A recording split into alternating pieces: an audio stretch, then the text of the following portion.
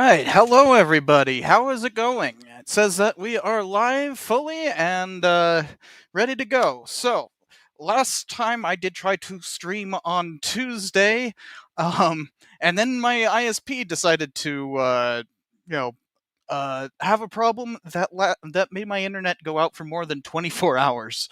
Welcome to Albuquerque. Sometimes it just sucks.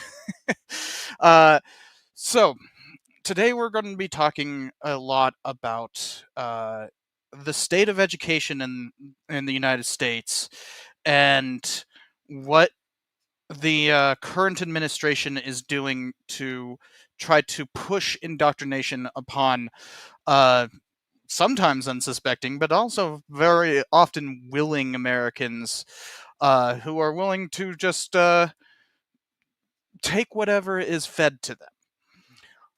That so this is not something that I normally do on my own. I often try to bring in other people to talk about it and that, especially to like have a larger conversation um, about what this means and what this means for each person, especially other history tubers or sometimes even other academics.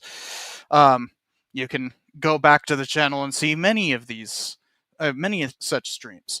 But this one is a little bit different because I saw that the White House is officially promoting its own museum as it called the Founders Museum, which is specifically created by Hillsdale College, which is not a college, by the way.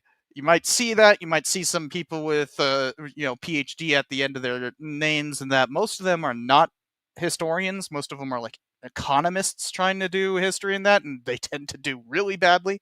And then, of course, PragerU, which I've talked quite a bit about on this channel, and I've very clearly stated that if you are using PragerU in an educational space, that is indoctrination. No ifs, ands, or buts. And so because of that, and because of the recency of all this, I wanted to come here and talk about it live because it's just the fastest way to get it out there. And I don't really want to try to put together an entire episode. So I do have a bunch of things to discuss. So here's first banner, here's second banner, here's third banner, fourth, fifth, and sixth. We will get through all these, hopefully. Hopefully.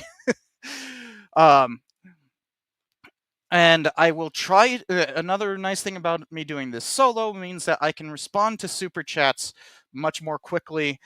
Although I'm sure there will be some that I will have to save and respond to at the end if they're completely off topic. I will respond to all super chats and try to be responsive to everybody in the chat. This is, by the way, being streamed not only to YouTube, but also to Twitch. I actually do regular streaming on Twitch if anybody wants to go over there. It's twitch.tv/cynicalhistorian. And in fact, I can see DNA Trog is already there. But the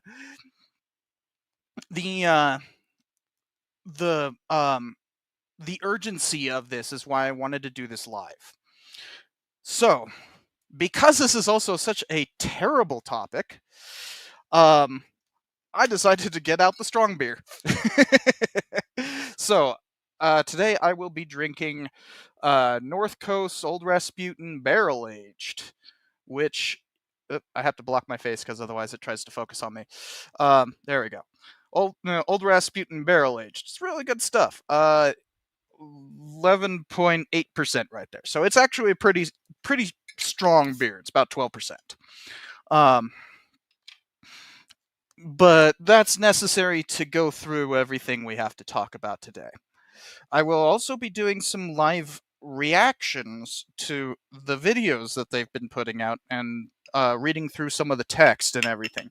Like I just perused one of the presidential explanations that they had because I knew that this White House has a particular hang-up on the Alien and Sedition Acts, and oh boy, is it bad. So some of it I will be reacting to in the first place for the first time. Other times I quickly looked through this. We will also be seeing some horrendous AI slop. So if you have qualms with the uncanny valley effect, we're gonna see that. In fact, in the thumbnail for this video on YouTube, you'll see three of the founding fathers lined up, all looking like they have like a surprised face. I literally just went to the PragerU video, the PragerU videos hosted in the White House, to draw those things, and I just like went to a certain part in the a thing looking for a strange face from this, and yes, those are from White House produced videos. Those terrible AI things, and it's going to actually be a lot worse as we get along, because while it's fun to laugh at all this, there is a much deeper issue at stake, and that is American education and public history. And largely using all of this nonsense as a way to distract from their agenda of completely disemboweling education in this country and basically bringing us back to a fully segregated society that is segregated along class lines, and often in the American context that means racial lines as well. So we're gonna go through some terrible stuff. So cheers to that. All right, so before I get started, let me double check on that I didn't miss any important chats. Whole lot there, but mostly people saying like, "Oh, PragerU is terrible." Yeah. Why do I think they chose Hillsdale College and so like over Liberty University? Because Liberty University is actually a university. Hillsdale College is not a college; it's a think tank. So they're in the same model as PragerU,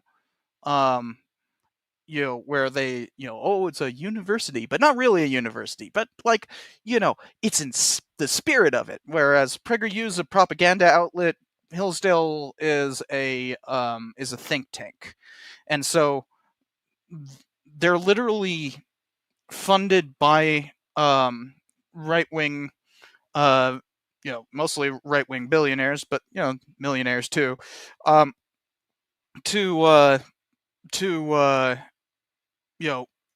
come up with new and novel interpretations that will allow for their right wing agenda. So it's like they are laser focused on doing exactly what the White House is doing with the 250th anniversary. And that's the other thing that we have to talk about. It's the 250th anniversary of the War for Independence, of the American War for Independence. It started a month ago. That big oh, let me stop showing this comment. That funny parade, that military parade that everybody's been making fun of for the last while, where it showed a bunch where they had it was a military parade in Washington, and it just so happened to be on Trump's birthday. A lot of people were making it into like Trump was throwing himself a military parade for his birthday. That's not true. It was the 250th anniversary of the creation of the Continental Army. And in fact, that parade had been planned long before Trump came to office. It had actually been the planning process for this, no joke, started under Obama. So Trump wasn't even on the. I mean, I guess he was on the political scene, but he wasn't like running for office yet when that military parade was being planned. So and it really got cemented under Biden, and he just accelerated it. So all this talk about like Trump throwing himself a parade and that just isn't true at all. He just kind of made it into something about himself rather than it being about him to begin with, if you understand that. So with all that being said, let's talk about the White House's America 250 initiative, which is their official um countdown towards the 4th of July and all that kind of stuff. But, there's a series of 250ths, because while we celebrate the 4th of July as our Independence Day, it's that date in and of itself is kind of a myth. We celebrate it because that was the publication date on the Declaration itself. It is not when it started being signed. That was on the 2nd. And it was not when it was completed in terms of signatures. That wasn't until early August. So really, we just had to settle on a date. And so when it got published, all the publishers put July 4th in the title of it. And so that's how we get the 4th of July. We're celebrating a publication date. But you have to choose someday, right? And so that's what they have here, counting down on the White House's website. When you go to the White House's website, it's actually quite easy to get there. You just go down here to history, and boom, America 250. We'll get into these other things in just a little bit, but I want to talk about this to begin with, what they're doing here. So you can see this like countdown, specifically to the 4th of July, 2026. 4th of July, 1776, 250, right? But we've already hit a couple of the 250ths. Lexington and Concord have already happened. We're now at the point where there's a battle for Boston. The Continental Army is on its way up there. Bunker Hill's already happened. These are things that are already happened this year as the 250th anniversary. So that countdown is somewhat misleading, but they actually explain that further down. So they say, but notice how much Trump has made this about himself. Under the president's leadership, that's the first thing. Like, they show Trump and Melania before anything else. That's Trump and Melania, although really distorted hair right there for some reason. But then they have like a little thing of saying, this is when we celebrate this and blah blah blah, and then straight to a quote from Trump. And then, under the president's leadership, the salute to America 250 Task Force 250 has commenced the planning of a full year of festivities to officially launch a Memorial Day in 2025, blah, blah, blah. Now, I will point out, he did not start this. Obama did. He actually did very little about this during his previous tenure. He did. This was not something that he started. Okay? So very much that's just so they're already lying right here about the planning process. Which kind of startling when you start off with a lie, glazing the frickin' president. So, for instance, when we previously had a major celebration, the 200th anniversary under Ford, the Ford never took credit for it. It was also an election year, so Ford was running for president again and would be defeated by Jimmy Carter. But the Ford had come to the presidency under inauspicious circumstances as well. Watergate, right? Trump came back to the White House under inauspicious circumstances, given that he literally inspired a coup in his last term. So, Watergate, Capitol insurrection, kind of equal in terms of disdain that the public should have for the president. And just like Ford, Trump actually pardoned Ford pardoned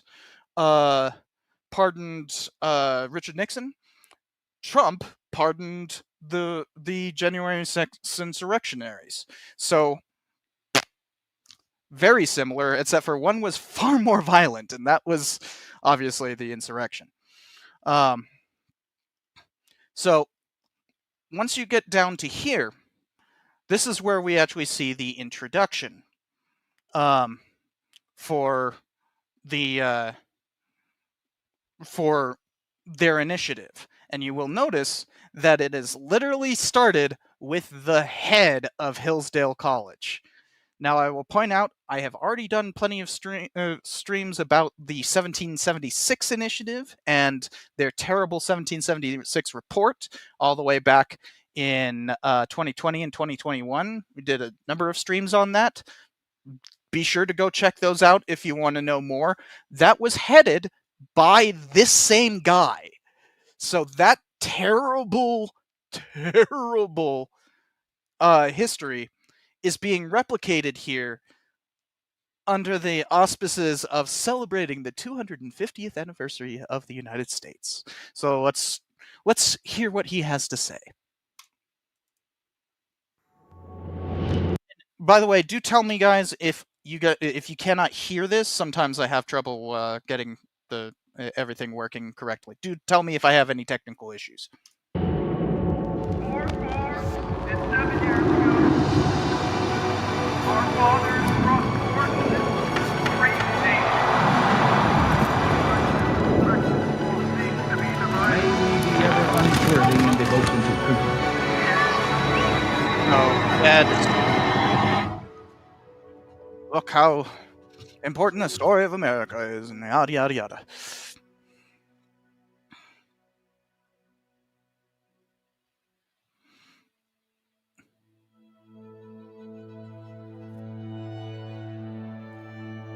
Hello, I'm Larry Arnn, president of Hillsdale College, and I'm honored to welcome. See? President of Hillsdale College. The man responsible for the 1776 report. One of the worst attempts at public history in memory. And this is the guy introducing it. Welcome you to the Indian Treaty Room in the Eisenhower Executive Office Building, part of the White House complex. President Trump wishes to celebrate the 250th anniversary of the Declaration of Independence next. Once again, notice that they have to make it about Trump, even though this is about something that happened 250 years ago, not Trump. Next year with an open heart. The college is honored because it loves the Declaration of Independence. It's not a college. Our oldest building was dedicated on the 4th of July in 1853. Then the president of the college at that time, who became known to Abraham Lincoln, gave a speech in which he said, freedom and learning go together, and ignorance and slavery go together. One of the things we must do to commemorate anything, commemorate just means to remember together. First, we have to know the thing. And we can't remember it very well if we don't know it very well. And he's still so mumbling. Part of the purpose of this series of lectures kind of crazy, right? is to remember. President Trump does this in part, I think. I don't speak for him. But the word again is important to him. He has a famous slogan that I will not repeat here, but everybody knows what it is. And it ends with the word again. He wants to do something. He's afraid to say make America great again, but he's like going to invoke it anyways.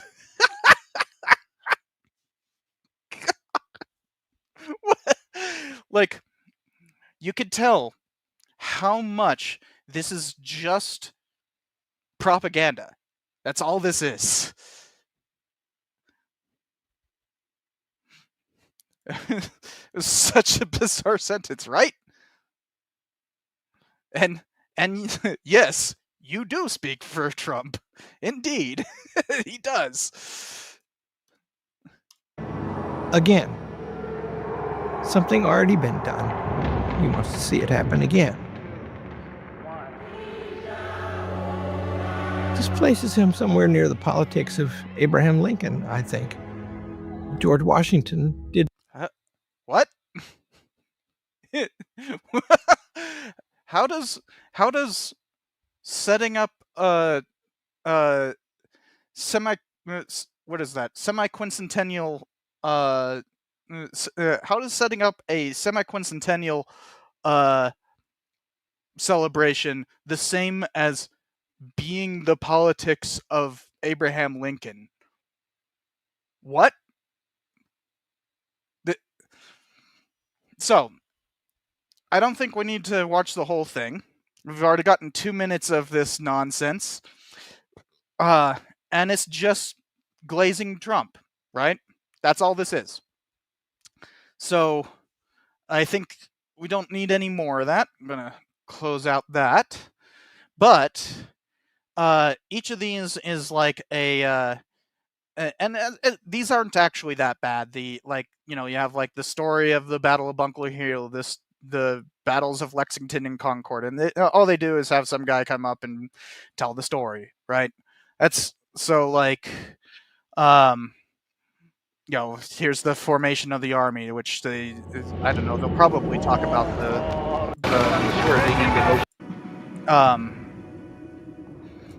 they'll probably talk about the they'll probably talk about the military parade, which we'll see if they try to connect those two.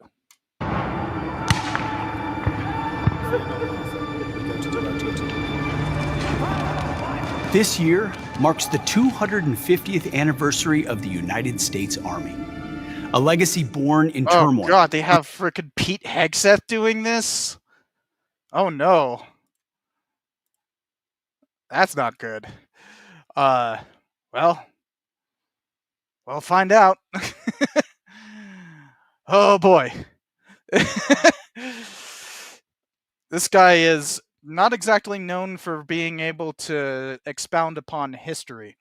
Uncertainty and nearly insurmountable odds. 2.5 centuries ago, thousands of citizen soldiers answered freedom's call. At a moment when tyranny tried to dim the spirit of an emerging nation, our first heroes forged an instant. When tyranny tried to dim the spirit of an emerging nation? What do you think the war was about? Like, does he think that we declared independence immediately? Like, does he not know that Lexington and Concord is more than a year prior to the Declaration of Independence? Does he not know that the formation of the army, which is what this is about, is more than a year prior to the Declaration of Independence? How does he not know that? We're literally celebrating the 250th. Like, he was at the military parade celebrating that specific anniversary.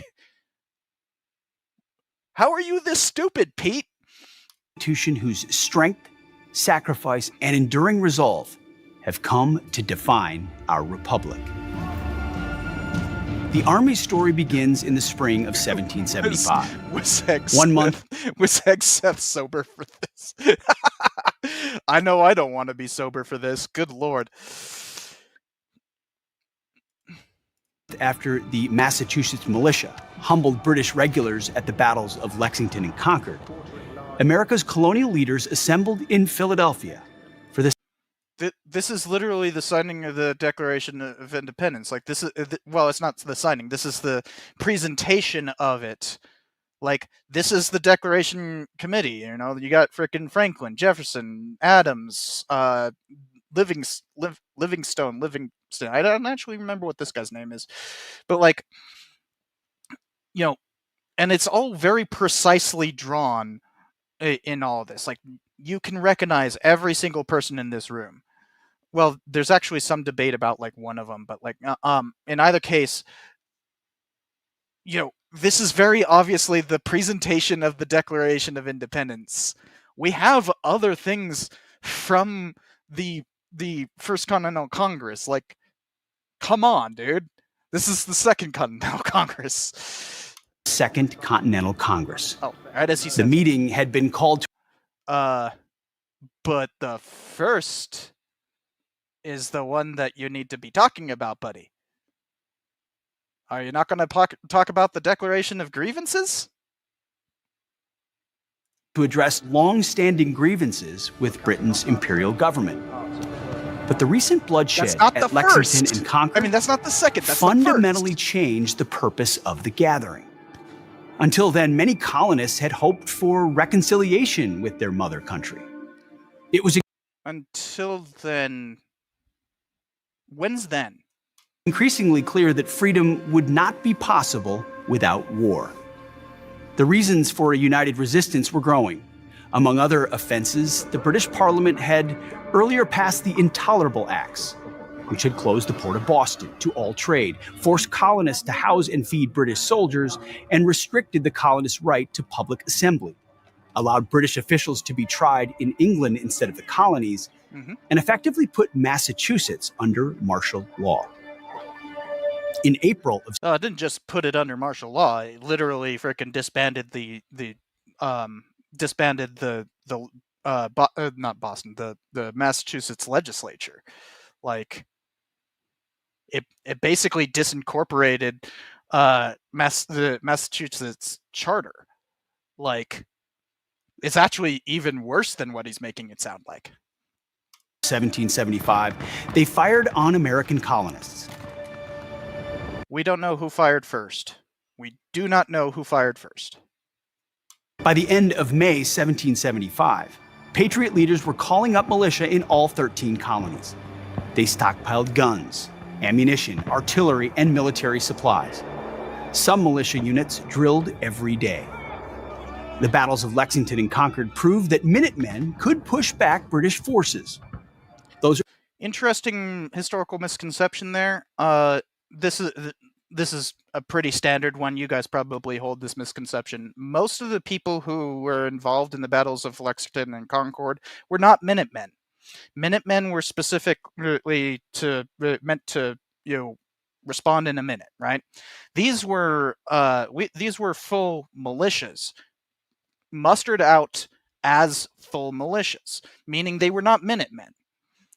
Most of them, obviously. Some Minutemen did respond, but that's just a misconception that probably a lot of you have as well.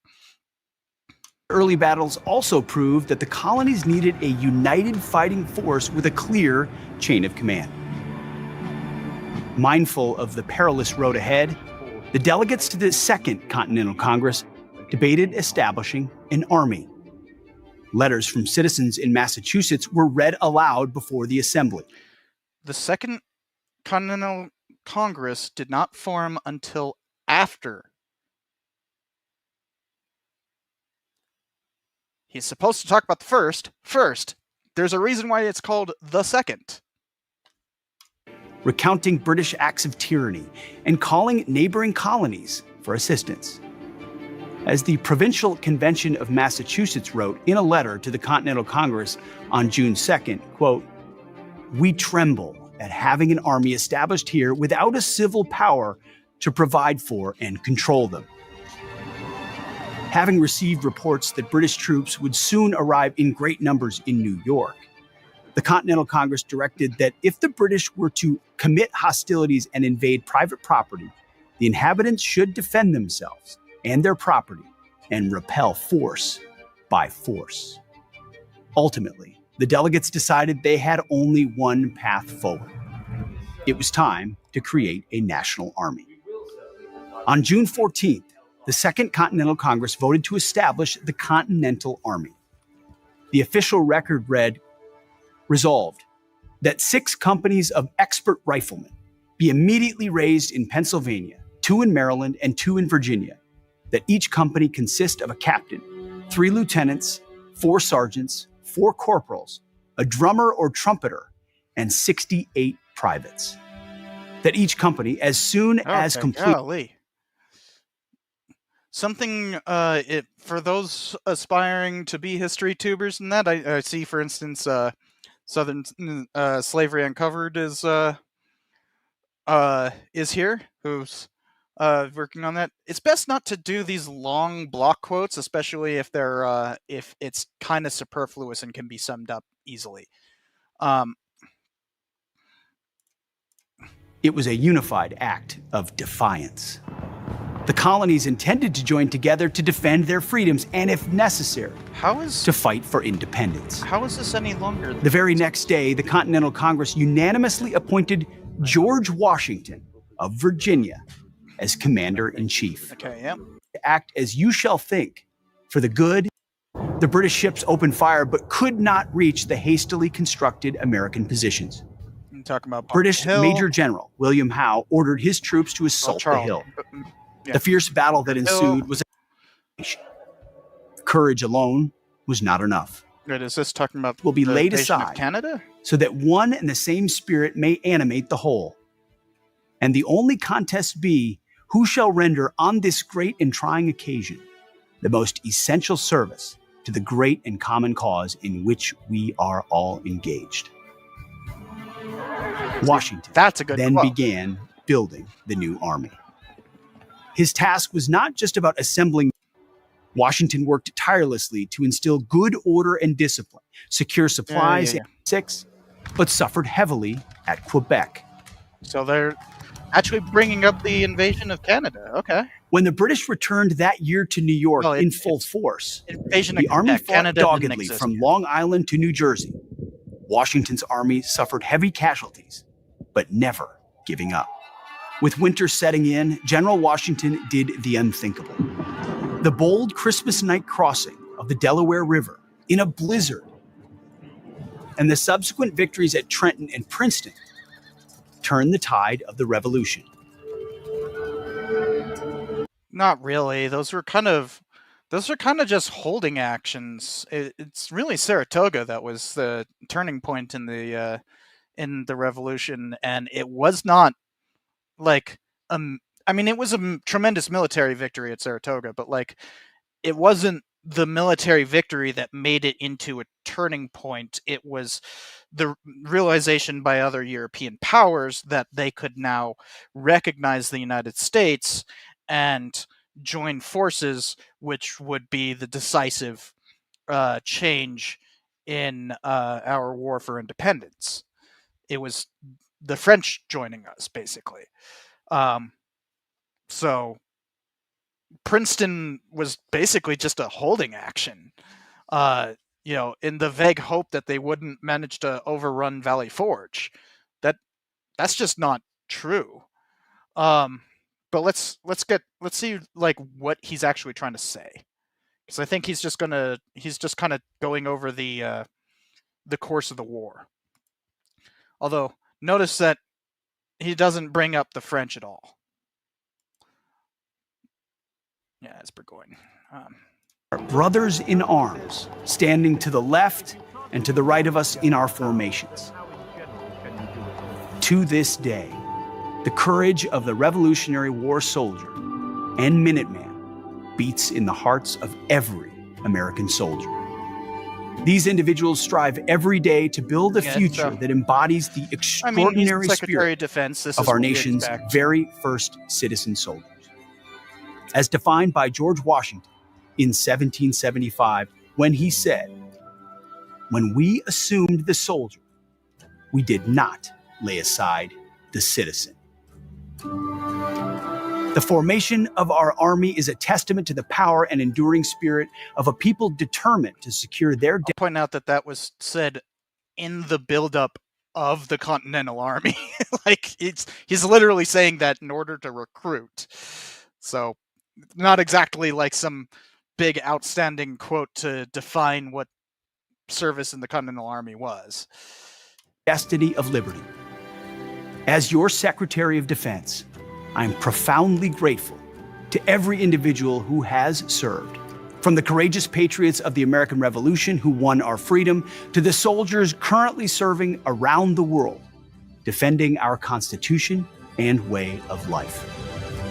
Today, on this momentous 250th anniversary of America's Army, let us honor the legacy of those who came before us by committing ourselves to building a future worthy of their sacrifice. May we always remember that in our unity there is strength, in our courage there is hope, and through our service. Okay, yep. So that's about all we need from that. So, also, one thing to note is the terrible frickin' layout that they have here. It goes introduction, then Lexington and Concord, then formation of the army, then Battle of Bunker Hill. You should go left, right, not frickin' up, down, left, right. That doesn't make sense. We don't speak Chinese. So that's like their that is their kind of real basic overview, right? But then you go down here and suddenly you see this. Enter the virtual museum. And this is when PragerU gets involved. Because, let me pull up the link.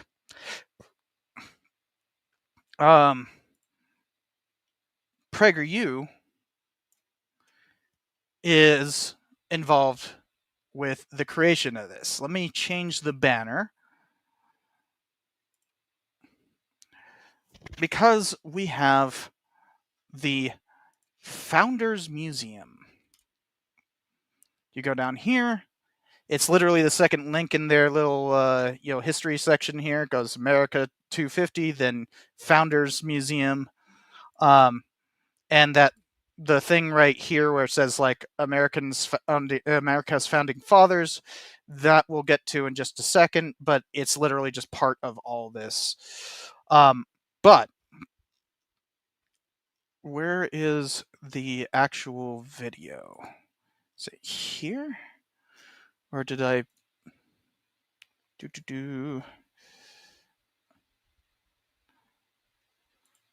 here's the announcement. It is one thing to learn cursive and read the Declaration of Independence, as every student. The one person who, by the way, this is Sarah McMahon. She is probably the worst Secretary of Education we have ever had.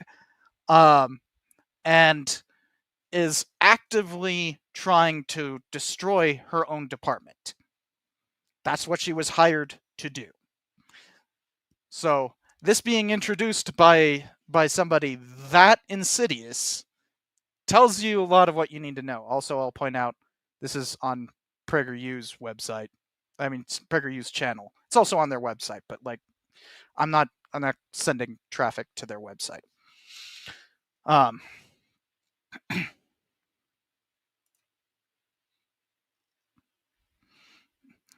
DeVos is definitely runner-up. I mean, yeah, very true.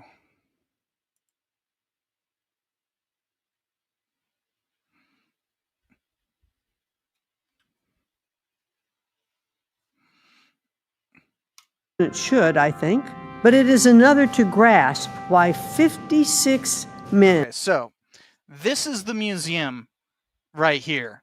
It's essentially just a bunch of wall paintings and little info plaques with little QR codes to send you to more PragerU videos.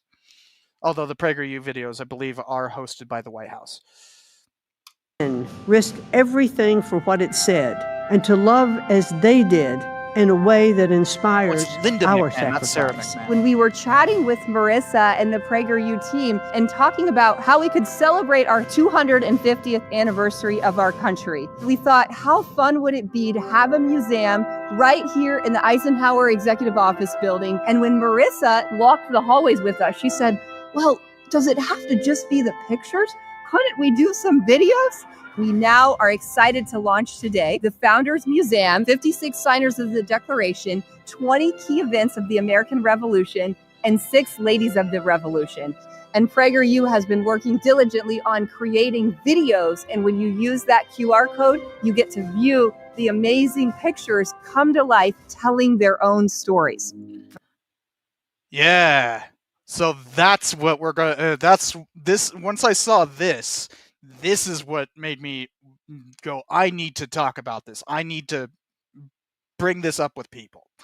That's the main important thing about this stream, is what they're talking about right here.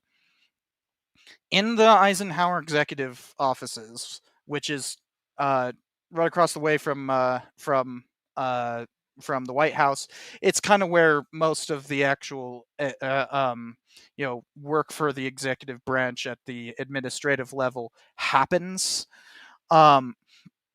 and it is also kind of a place where a lot of walking tours end up going through. So this is like purposely set up in the main hall, forcing basically everyone to go through, see these pictures, and then redirect them to PragerU videos. And these PragerU videos we'll get into are truly horrendous. You might have already seen just from the footage of the lady on her phone. Yeah, we'll see. It's bad.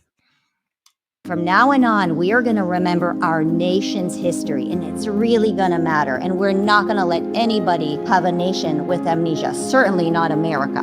Patriotic education does not mean... Sorry, I guess I should have forewarned you. Here comes the AI slop. And a bunch of uncanny valley stuff. Here it comes. Propaganda to produce blind allegiance to the government. The patriotism of not mean... Of a nation with amnesia, certainly not America. Patriotic education does not mean propaganda to... Yes, it does. It quite literally does, McMahon. What do you think you're doing? What do you think this is? It is literally propaganda.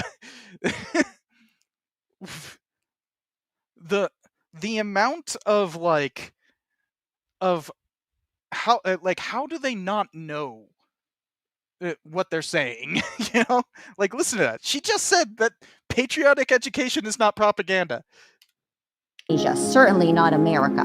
Patriotic education does not mean propaganda to produce blind allegiance to the government. Yes, it does. That's literally what it is. She just defined what she's doing and said that it's not that. Wax on, wax off, okay? Just what? The amount of lacking self-awareness from these people. Patriotism of the revolution was the opposite of blind allegiance. Real patriotic education means that... Patriotism during the revolution was the opposite of blind allegiance? Okay, so are you saying that you want people to rebel? You want people to form militia units and actively attack, let's say, ICE facilities? Are you saying that's actually what you want? That attack in Texas? You're saying that is the true patriotism? Because that sounds like what you're saying. That you actually want militia units to start attacking ICE facilities. That sounds like what you're saying, lady. Sorry, that is the implication. Just as our founders loved and honored America, so we should honor them, while deeply learning and earnestly debating still their ideas. That's what this Founders Museum is intended to do. It's a place where every American can connect with the courage and conviction that built our nation. Thank you so much. The courage and conviction of using AI prompts. Oh yeah.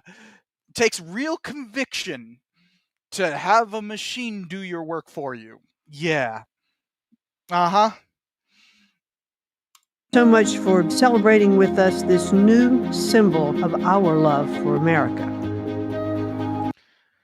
So, that is the introduction to this whole thing. Already just, this is bad. Yeah. So, the main idea is that they have a bunch of portraits down the Eisenhower Executive Building And then you saw in that thing where it had like the little info cards below it.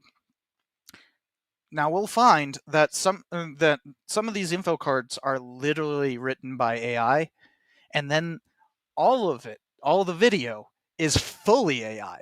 They just take those scripts and then have one of the founding fathers like read it off using AI to generate a voice and turn them into this uncanny valley. So I am warning you, this is going to get very painful to watch, but this is what we've got to do to illustrate just how bad this indoctrination is. They're pretending to be a museum. They officially call this a museum. So, you know, this is supposed to be public history. That's what a museum is public history. You know, a museum is basically an archive that exhibits some of its artifacts. That's what well, and it has to be a nonprofit. Like if it's for profit, then it's not really an archive. It's not you can't archive things for profit. That's not an archive. So and obviously the federal government is not a nonprofit in and of itself. Especially under the new you know, big bodacious freaking batch of bunk that they're, you know, adding $3 trillion to the deficit. That's obviously not very profitable, is it? But you know, they are trying to adhere to what it means to be a museum. This is technically a museum, so we can review it under those auspices. And some of you might remember a video that I did a while ago about you know, how to criticize museums, essentially. You know, like what is the best way to go about understanding the mission of a museum? What is the best way to criticize a museum utilizing that mission statement? Now, they don't have a mission statement, but we essentially just got it, right? We essentially just got it from Linda McMahon. You know, that it's patriotic education. Although the way that she defined patriotism basically said that we should be attacking ICE facilities. Strange, but you know, these people are anything if not completely unaware of how bad they are for the country.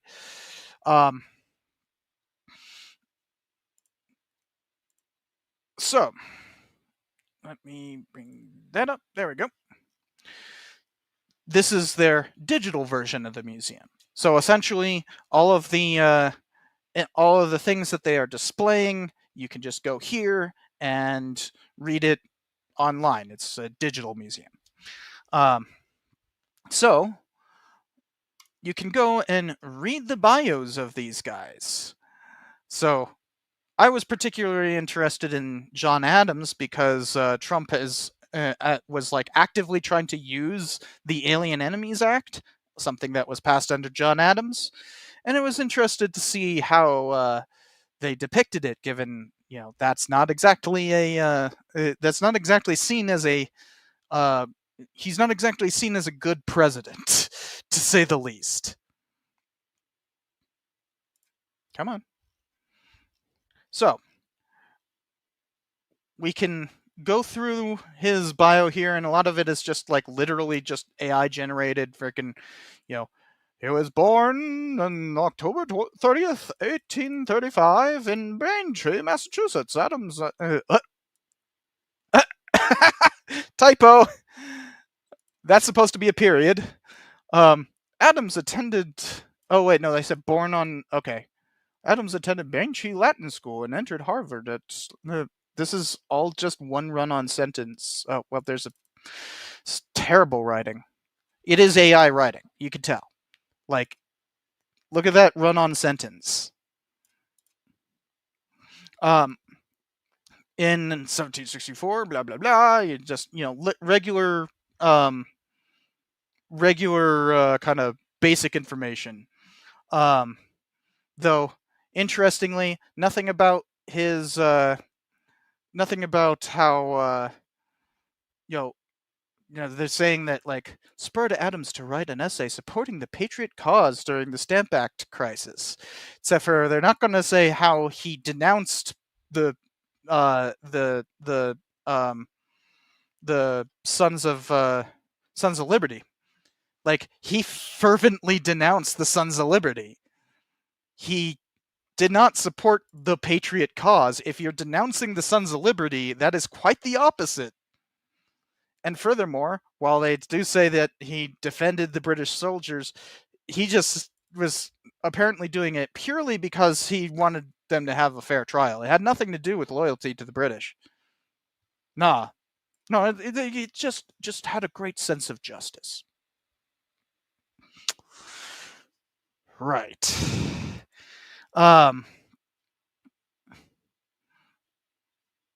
Then, we get through here, and what I really wanted to see is, here, his actual presidency, because that's when he gets pretty controversial. Although, wait, does it not? Huh. It doesn't say that he was, yeah, he was our frickin' envoy to France and Britain at the end of the war. Like, he helped negotiate the Treaty of Paris. He frickin' he personally presented the Treaty of Paris to King George III. Like, that's not there? How do you miss that? So, anyways, he was inaugurated as president on March 4th, 1797. He avoided war with France.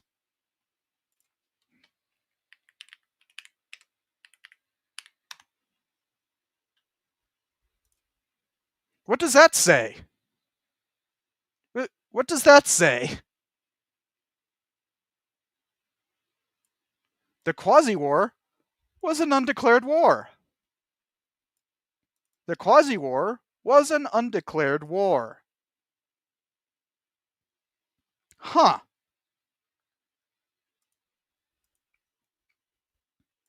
He avoided war with France and preserved national unity during a volatile period.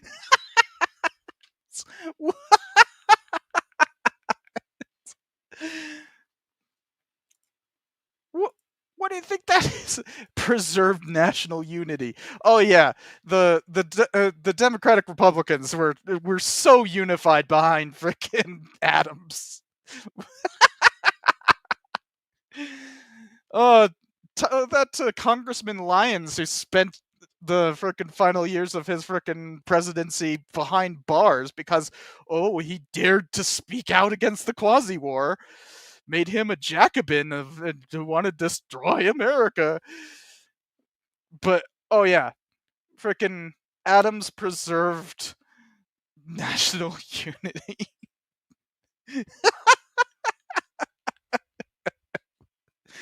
So this is blatantly wrong for obvious reasons. But notice, wait, I remember this.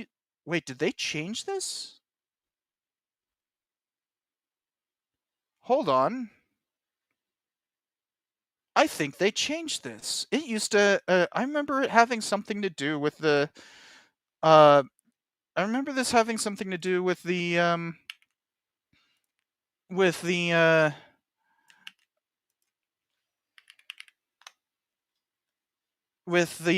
Alien and Sedition Acts. Did they already change it?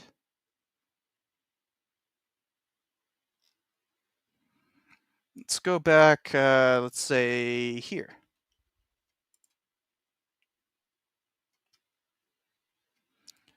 Imagine if you have to frickin' mind wipe your own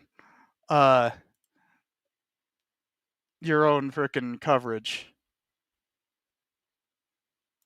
Oh, no. I guess I'm just not remembering. So they literally don't even talk about the frickin' the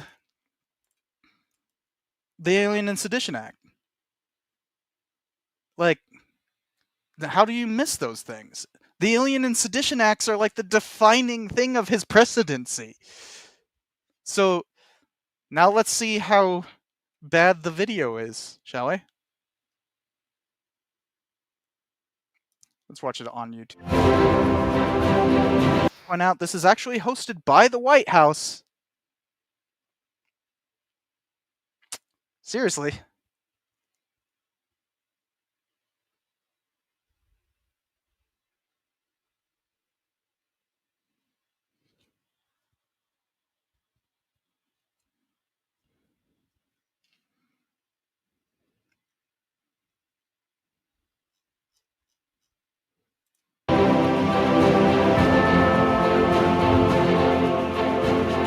I am John Adams, blunt, stubborn, and the indispensable voice for independence in the Continental Congress.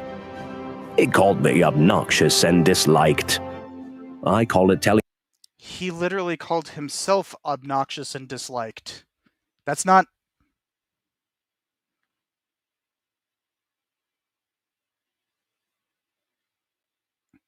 Like, how do you mess that up? Oh yeah, well, remember, this is all AI driven. The truth. Facts are stubborn things, and whatever may be our wishes or inclinations, they cannot alter the state of facts. In other words, friend, facts do not care about. They're quoting Ben Shapiro. They're making John Adams quote Ben Shapiro.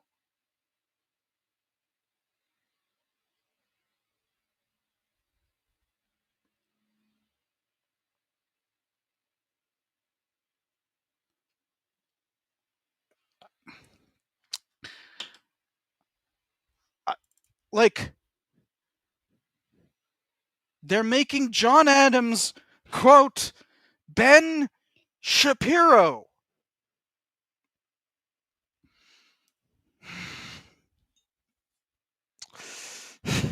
I need to drink a little faster, guys, because oh my god.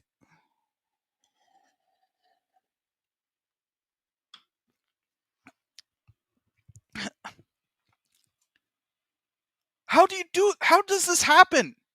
This is on the White House's website. You can go to the Eisenhower building right now. Go to the John Adams frickin' painting. Scan the thing and watch this video where he quotes Ben Shapiro. Ah!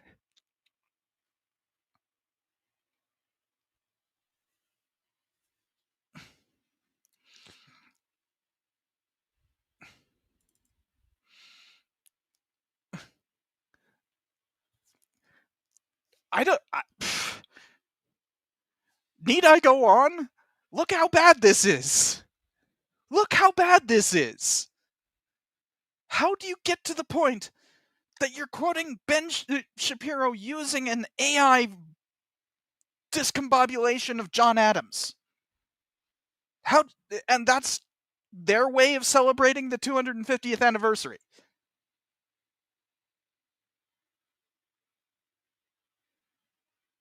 I didn't actually watch this ahead of time, guys. I'm sorry, I didn't know. I didn't know it was this bad.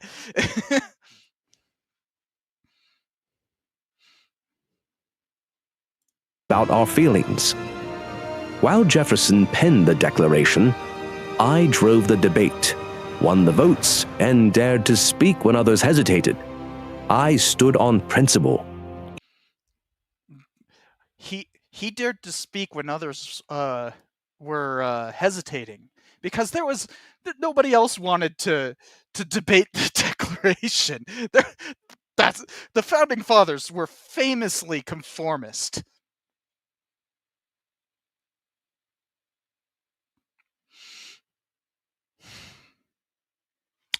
Onward.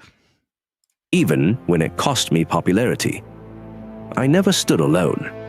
My Abigail, my conscience, my counselor, carried the burdens of home while steadying my heart with her wisdom. I became vice president, then president, Hard to look at. but my proudest title was always patriot. Now the charge is yours. He was actually quite ambivalent about that, because patriot at that point just meant rebel. Like, our term patriotism developed later, so that's just not true. Guard liberty well, for once lost, it is lost forever. Yeah, well, we elected Trump, so once lost, it is lost forever. We elected Trump. And this is what we get. John Adams quoting frickin' Ben Shapiro. I saw hello, King. King is right here, begging for attention. What? Come here. Come here. Nah, he doesn't want to be picked up. So I saw somebody mention, like, are they going to talk about Tom Paine?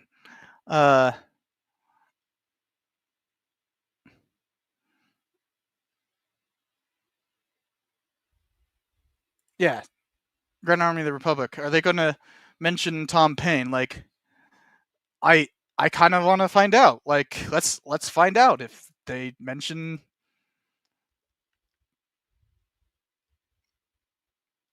So I will point out that they are in the process of making more.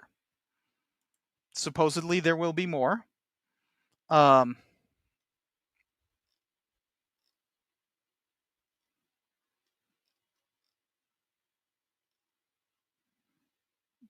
Haven't seen Tom Paine yet. Oh, these are all the signers. Okay.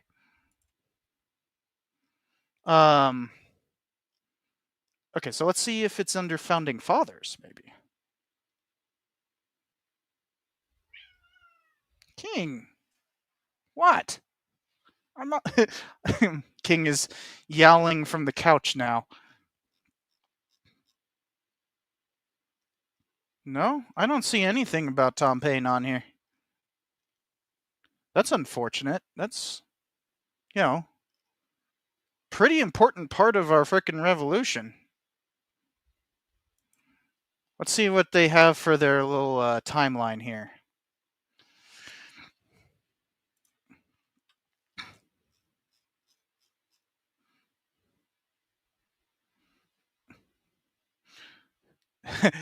No, I think not. Thomas Paine wrote a lot of stuff they disagree with. Yeah, very much so.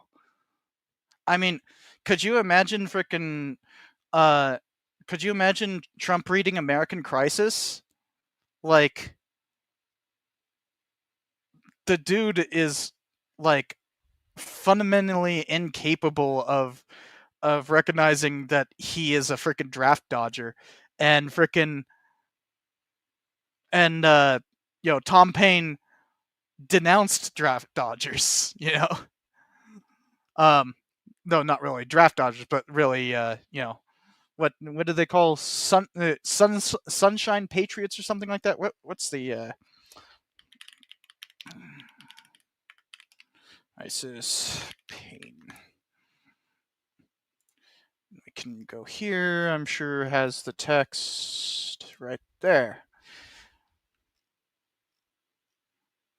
I think it's number 1, right? Yeah, it's literally the first line. These are the times that try men's souls. The summer soldier and the sunshine patriot will, in this crisis, shrink from the service of their country. But he that stands it now deserves the love and thanks of men and women. Tyranny, like hell, is not easily conquered, yet we have this consolation with us, that the harder the conflict, the more glorious the triumph. Imagine Trump trying to justify what he did in the late 1960s and early 70s to avoid frickin' military service. and then reading this.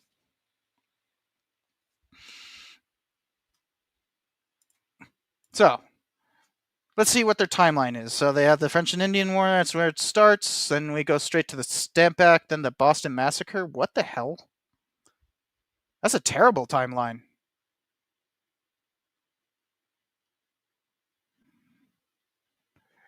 Just straight from the Stamp Act to the Boston Massacre. Tensions grew. How? How did they grow?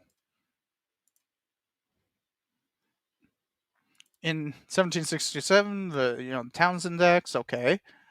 The regiment showed up. Okay. Wait. Regiments showed up and then just leading to escalating tensions. The Sons of Liberty totally didn't tar and feather the governor. That didn't happen. Nothing to see here. Nothing to see here. On February 22nd, 1770, the colonists who doubled as a British informer shot. What? I don't know who was in the crowd. What is this talking about?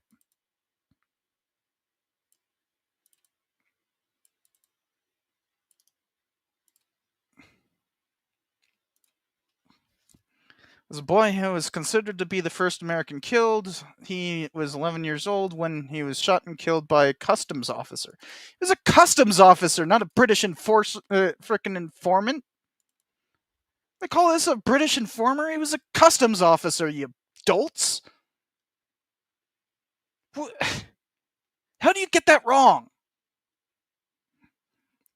Just a couple of weeks after the slaying, on the morning of March 5th, rumors grew of British planning to cut down the Tree of Liberty. A Tree of Liberty, there were several. Where effigies of men who favored the Stamp Act were hanged. You hung a painting, you hang a frickin'...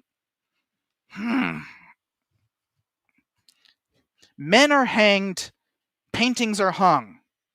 Men can be hung. I'd like to think of myself as that. But that's a different term. When they're talking about men who are hung, you're talking about a sexual innuendo. Okay? That's a sexual innuendo because you got it wrong. It's called hanged. Men are hanged. Paintings are hung. Men can be hung, but in a different way. Well, it's right here, old Gus.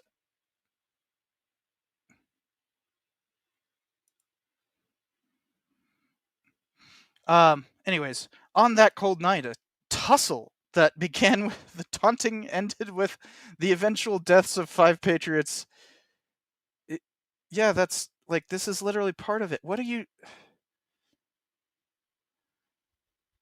Paul Revere's depiction, yeah, that's actually of the event fanned the flames of discontent and among patriotic colonists. You could call them patriotic colonists, just call them colonists, who increasingly found themselves bearing the yoke of servitude. How? The Townsend Acts were somehow the yoke of servitude? What? No, this was just... Boston was a pretty wild and woolly place at the time. There were riots almost every night. If you don't understand that context, you don't understand why the Boston Massacre happened. Yeah, they were protesting taxes, but they've been doing it for frickin' days. I mean, weeks and weeks. This was, Boston. If you remember Portland during 2020, that's what Boston looked like in 1770. Every night there was a protest and eventually developing into a riot. Every single night. just like what happened with Portland in 2020. What did the president at the time have to say about that? I wonder.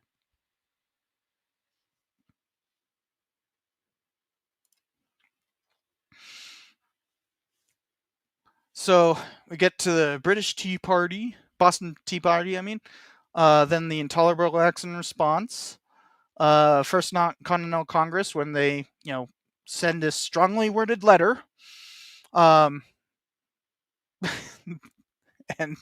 a speech during it for some reason. And Paul Revere's right. Wait, hold on. This is a myth. Okay, working with. Okay, good. At least they, at least they are playing off of the myth there. That works just fine. That's okay.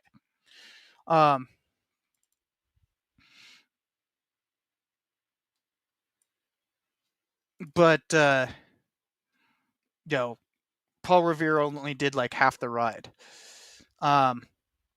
And do they mention the other people? Because there were like 4 people who actually did the ride, and one of them got caught. I don't remember all their names. I don't remember any of their names. And looking at this, it doesn't appear that anyone else writing this remembered either. Oh, oh no, that's just the poem. But he only did like half the ride. Like if we go here,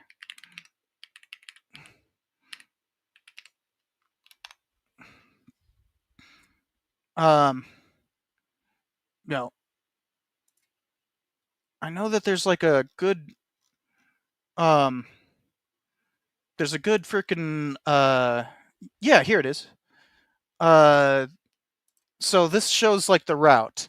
So Revere went up into Charlestown or Charleston. I don't remember if it's called Charleston or Charlestown, but that's Charleston. I think it's pronounced Charleston.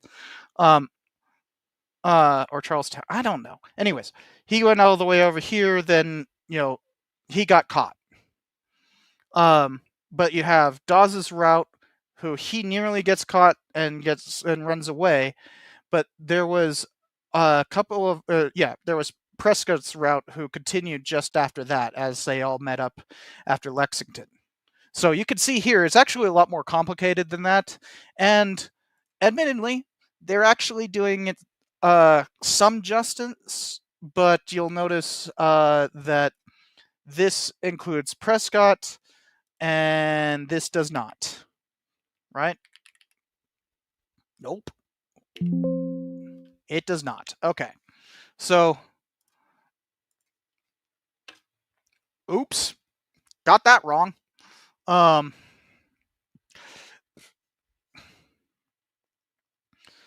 Then we get to battles of Lexington and Concord, and then it goes straight to the adoption of the Declaration.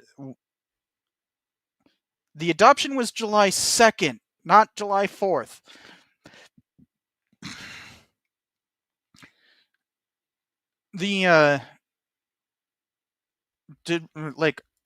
Is it just that they're trying to condense the timeline? Do they talk about any other battles? So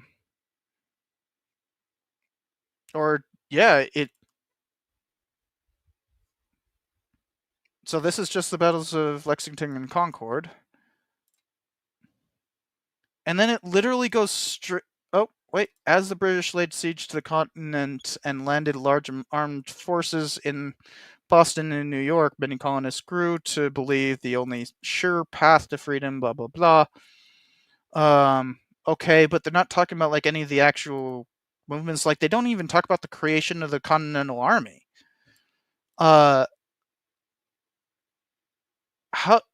This is a terrible timeline. Like I literally show a better timeline of this in my Founding Myths episode. Like, and I did that just like on the spur while I was editing. How do you get it this bad?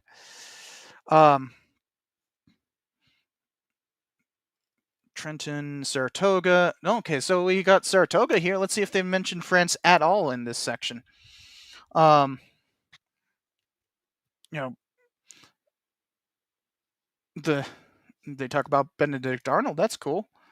Played a decisive role, and yeah, freaking. I kind of see Benedict Arnold as like a tragic figure because because like he's famous as the turncoat, and rightly so.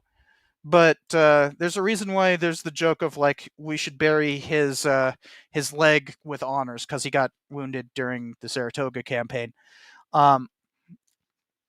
and that was the turning point for the U.S. But the battle was also won in part thanks to colonists' use of non-traditional guerrilla tactics. Sure, initiating a friendship. Horatio Gates encouraged the French to aid the United States at a critical point in the war. Okay, so they got that right. They actually said it. Good, because that's kind of the most important thing in our prosecution of that war was getting the French involved. Then we have the Articles of Confederation, though they wouldn't go into effect until 1781. Did they say that?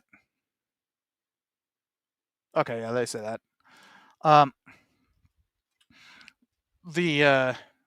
But those are that is essentially our first constitution right there, is the Articles of Confederation. So it's good that they have that on there. Valley Forge, battles in the South. That's not a battle in the South. Dude, that's a picture of frickin' Lexington. I've been to that bridge. I mean, that's Concord, not Lexington. I've been to that bridge. It's a really famous bridge. How do you get that wrong? Like, there's, go to show a picture of the Battle of Kings Mountain or something like that. Like, how do you miss that? How do you mess that up? And then Yorktown, and they jump from Yorktown to the Constitution. So let's see if they talk about anything in between the ratifying of the Constitution. Like, say the Northwest Ordinance or the or Shays Rebellion. The lack of national coordination found in the Articles was lamented by Federalists. Why? Why were they? And it doesn't say anything. It just starts talking about the Federalist Papers. So it literally doesn't talk about Shays Rebellion or even like the Philadelphia mutinies. There were 3 Philadelphia mutinies. How do you like that? The second one is the reason why Washington D.C. exists. Like, the reason is because of a mutiny in Philadelphia. And there, so there's 2 Philadelphia mutinies, and then there's the Pennsylvania Line mutiny, which is basically just another Philadelphia mutiny.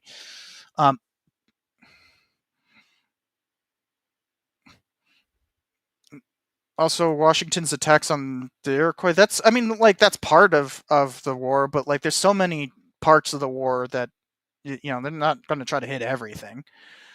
The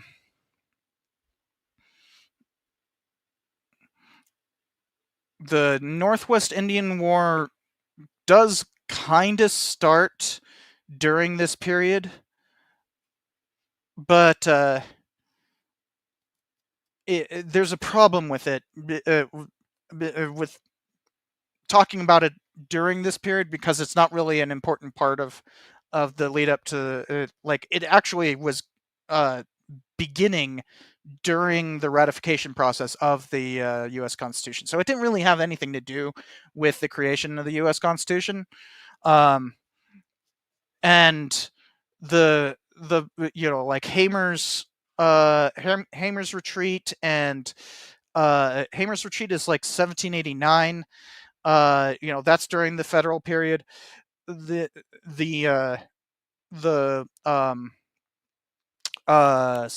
Saint something or another. St. Clair? That can't be right. I feel like that's not right. Someone's defeat. Saint something's defeat. That's like 1790 or 1791. That's well into Washington's presidency. So like the main parts of the Northwest Indian War really get started during Washington's presidency. Not like there were some militia stuff prior, but like it's very low level.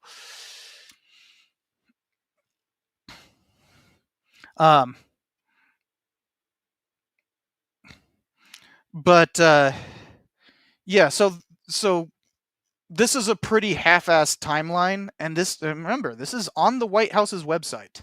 This is supposed to be their explanation of the war. I mean, not of the war, of the revolution. Like, it literally starts with the French and Indian War and ends with the U.S. Constitution. Like, that is the U.S. the American Revolution. It's generally considered to be between 1763 and 1764 and 1787. Like those are the years of the American Revolution, right? Maybe as far out as 1788 when we fully ratify the Constitution. But in either case, not a great museum, right? They also have some stuff with like the ladies of the revolution and all that, which, they're trying to do a little bit here. Like, for instance, here's Phyllis Wheatley.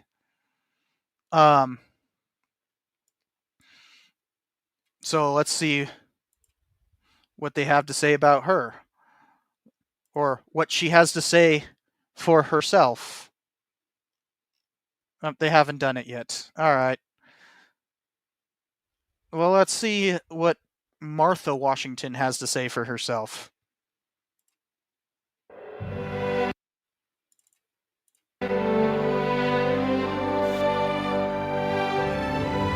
Good morrow. I am Martha Washington, wife, mother, patriot, and witness to the birth of a nation. I did not. I don't know if you want to be using that phrase here. Birth of a nation has very different connotations for the United States. Probably shouldn't be mentioning that.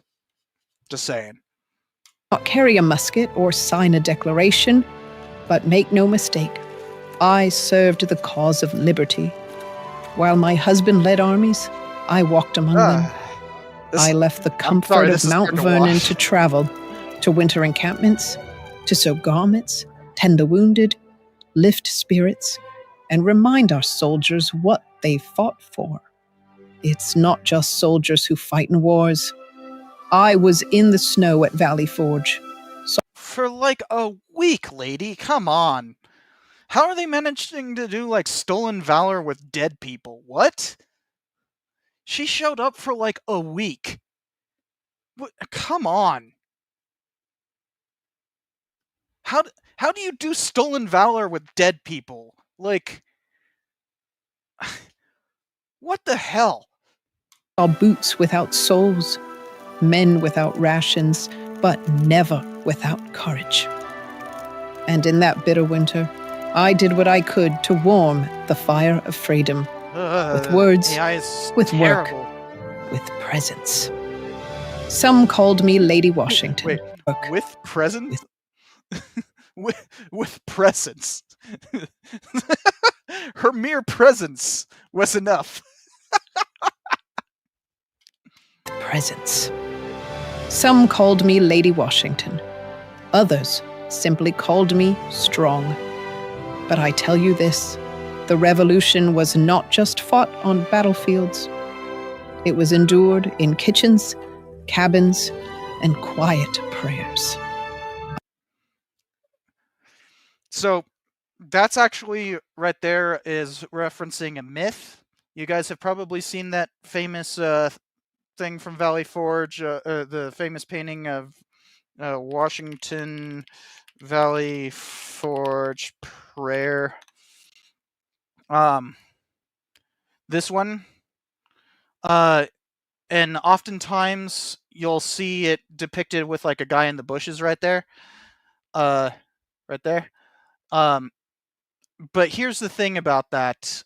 The story of it comes. Wow, that's even worse. What the hell? What? This must be some Mormon crap. But like, oh, here's the really famous one where it shows him just kind of like seeing him. So that comes from a story of somebody saying that he saw it, except for he wasn't even there.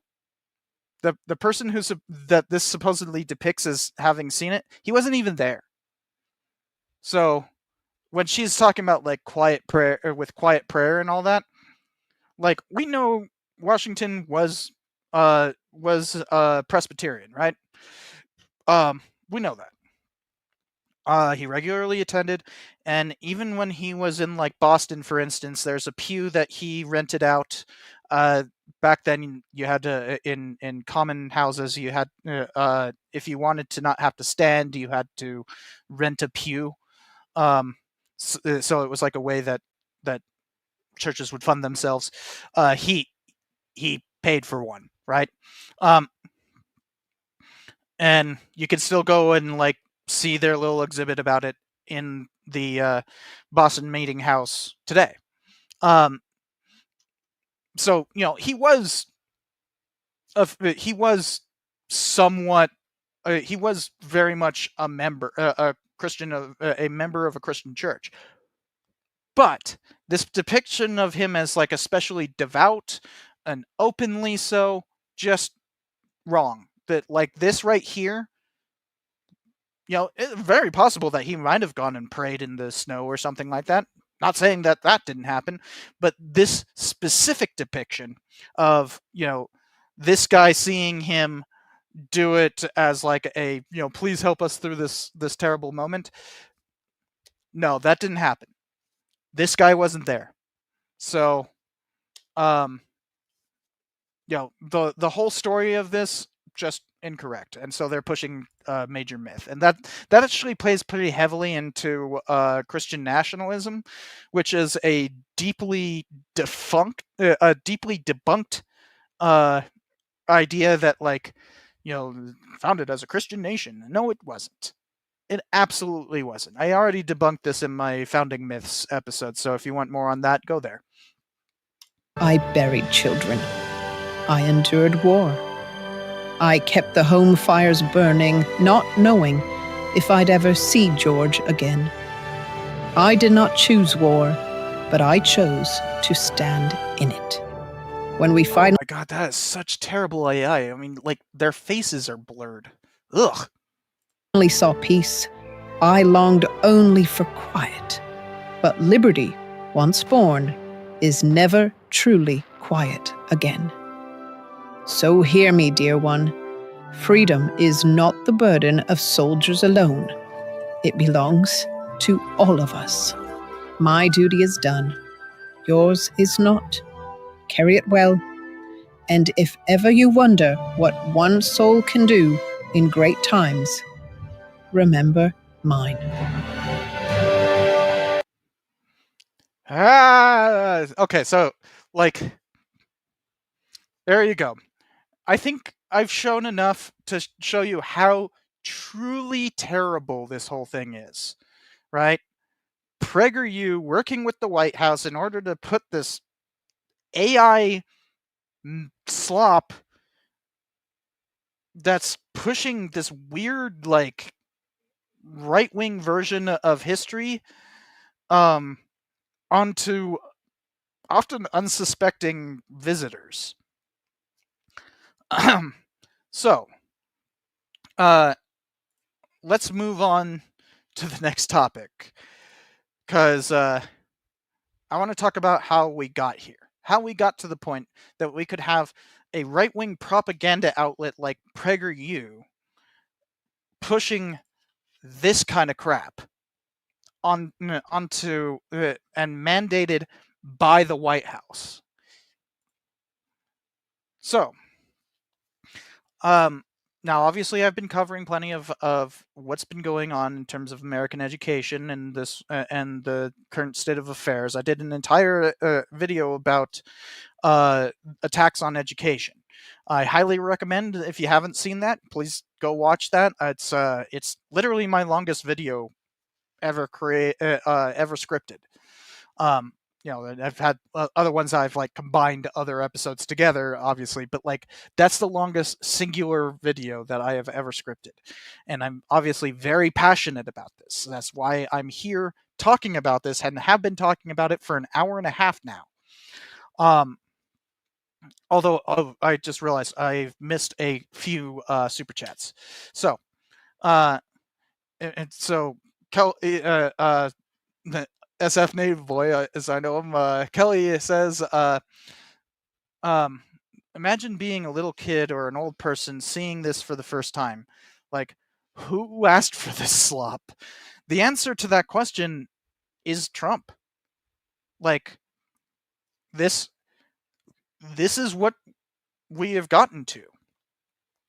When you don't have any real understanding of history, you have to make it up in order to push your agenda. You have to frickin' lie about it. It's the only way to do it, because history does not support Christian nationalism. History does not support fascism. History does not support the idea that, these people were all just these patriotic souls fighting for the creation of a nation. That, like, no, that's not how this worked. None of it. And so in order to push this whole, like, it's patriotic education, not propaganda. Remember, that's what Linda McMahon said. That's how we started with this, how they presented it. This isn't propaganda, it's patriotic education. And the Patriots, they were unified. They believed in the nation they were creating in 1775. Even though the Declaration of Independence is July 4th, 1776. So somehow they keep on getting that wrong. And the reason why they get that wrong is because this is propaganda. That's what this is. So who asked for this? MAGA. MAGA wants propaganda. They don't want history. So hopefully that answers your question. Now, Pony Cordero says, I hope I said that right, Cordero, says, the cringe I felt at the Ben Shapiro quote was greater than anything the Sonic or Brony fandom has ever produced.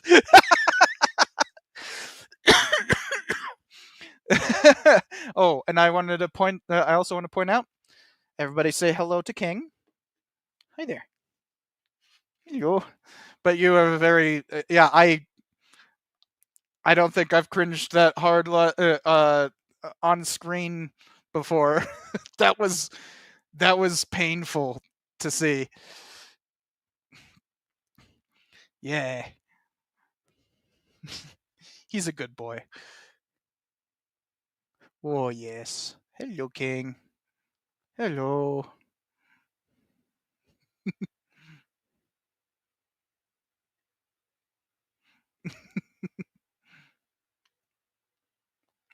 He was yelling earlier, just trying to get my attention, but like wanting me to go across the house to do it. Now he's just like, oh yeah, I'll be here. And now he's cleaning himself. But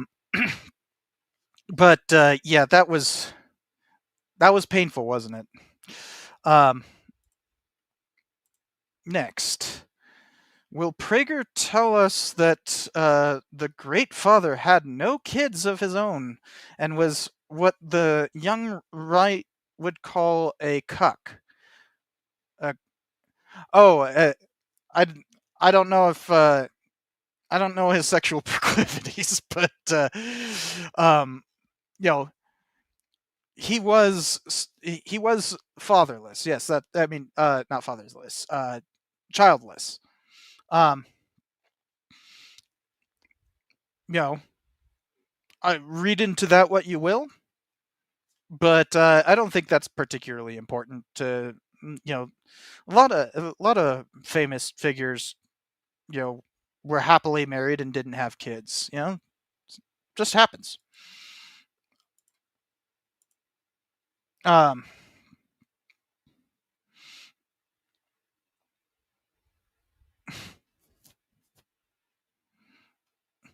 so, uh, so the question is, how did we get here? How did we get to the point that PragerU is feeding AI slop via the White House? And this is when we have to get to like the deeper meaning of everything, because this isn't just, oh, look how bad all the their attempt at public history is. Understand, while they are doing this, while the White House is paying PragerU to create AI slop and exhibiting it in the Eisenhower frickin' administrative building, while they're doing this, they are defunding a huge amount of education. So, let me show. Come on.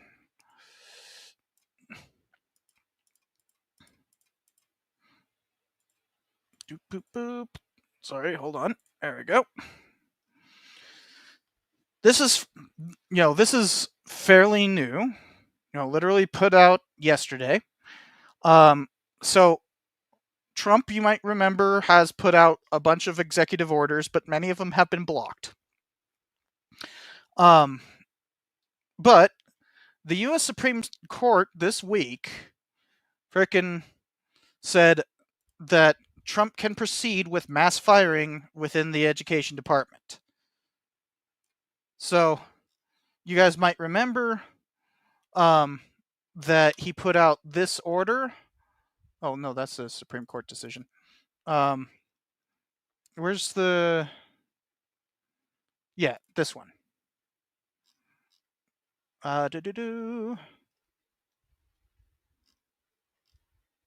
Where's the executive order?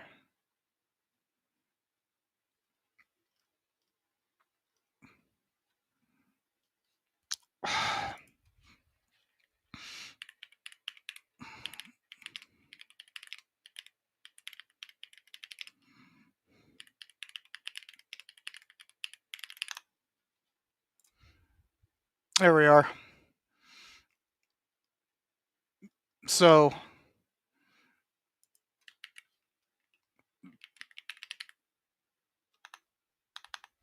wait, is this not it?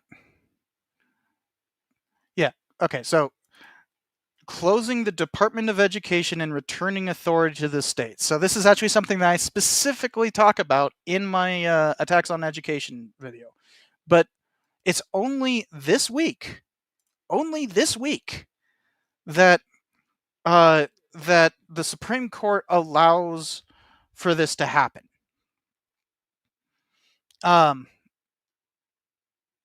Because there was, obviously it is actually quite unconstitutional to dismantle a department that has been authorized by Congress. But like the Constitution is so shredded by this point, especially by the Supreme Court itself, that they might as well be debating over whether or not to be using the Constitution as to whether or not it is kindling or frickin' Tinder. Like that's the argument that they're having in the Supreme Court nowadays, is whether or not the Constitution is kindling or Tinder. But they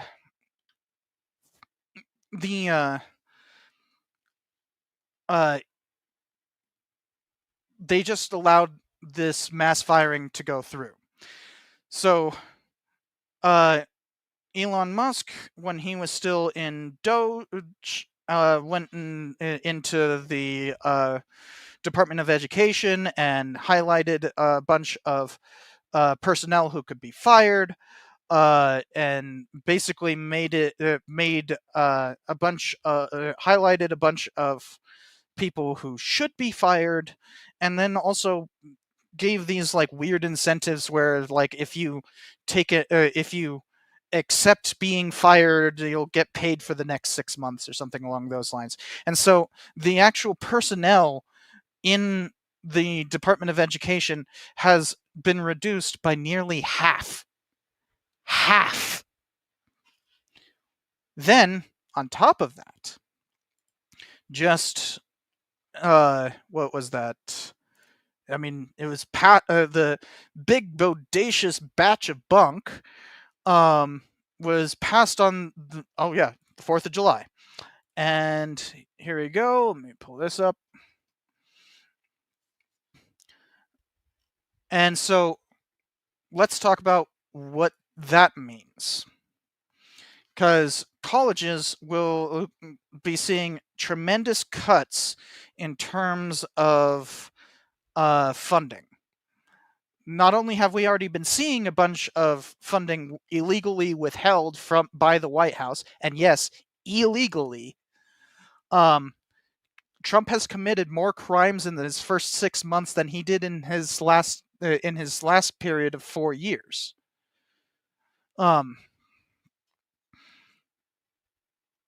yet, that's not the end of it. Congress basically legalized his illegal acts. And so we will be seeing, as this states, since the passage of last week's blah blah blah, are calling for the most significant overhaul of federal student aid in more than a decade, raising questions about whether the agency can pull it off. Ensuring a smooth transition in such a short time frame would have been a heavy lift for any education secretary, but higher education experts say it will be nearly impossible for Linda McMahon, as she cut the department's staff by nearly 50% earlier this year. So under the One Big Beautiful Bill Act, the department will have to eliminate an entire loan program for graduate students, consolidate repayment options for future borrowers, increase the endowment tax, and introduce a whole new accountability metric based on students' earnings. That last one is the particularly scary thing. They're basically trying to say that, like, if you get a degree and it doesn't, and you're not having a good enough paying job within 5 years, then that department may no longer be eligible for federal student loans. I'm not joking. They're basically talking about defunding liberal arts. Like that's essentially what that is. They want to remove liberal arts. English degrees, buy. History degrees, buy. Frickin' sociology, buy. Psychology, buy. Philosophy, buy. None of that. All of that has to be eliminated because they do not fit this metric based on students' earnings. All of them. They are trying to eliminate liberal arts.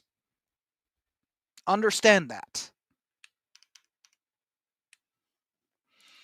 And on top of that, public colleges will be forced to bear the burden of budget cuts, as the bill includes a slash of more than $1 trillion for Medicaid and supplemental nutritional assistance programs, which are expected to leave gaping holes in state budgets across the country. Meaning, states are going to pull funding from colleges which are already severely underfunded and move them to programs that are entitlements. So this is essentially trying to eliminate liberal arts. This is a full-on attack on liberal arts. Understand that. And history is a liberal art. If you attack liberal arts, you are attacking history. You're also just attacking English. Like, the most amount of majors within the largest amount of students per major in any university with a standard curriculum load. Hey, where are you going? Where are you going? Meow. You didn't want to go in the lab. the most amount of students in any given major in the United States is English. English is always the most enrolled major because you're pretty much guaranteed a job as a teacher afterward.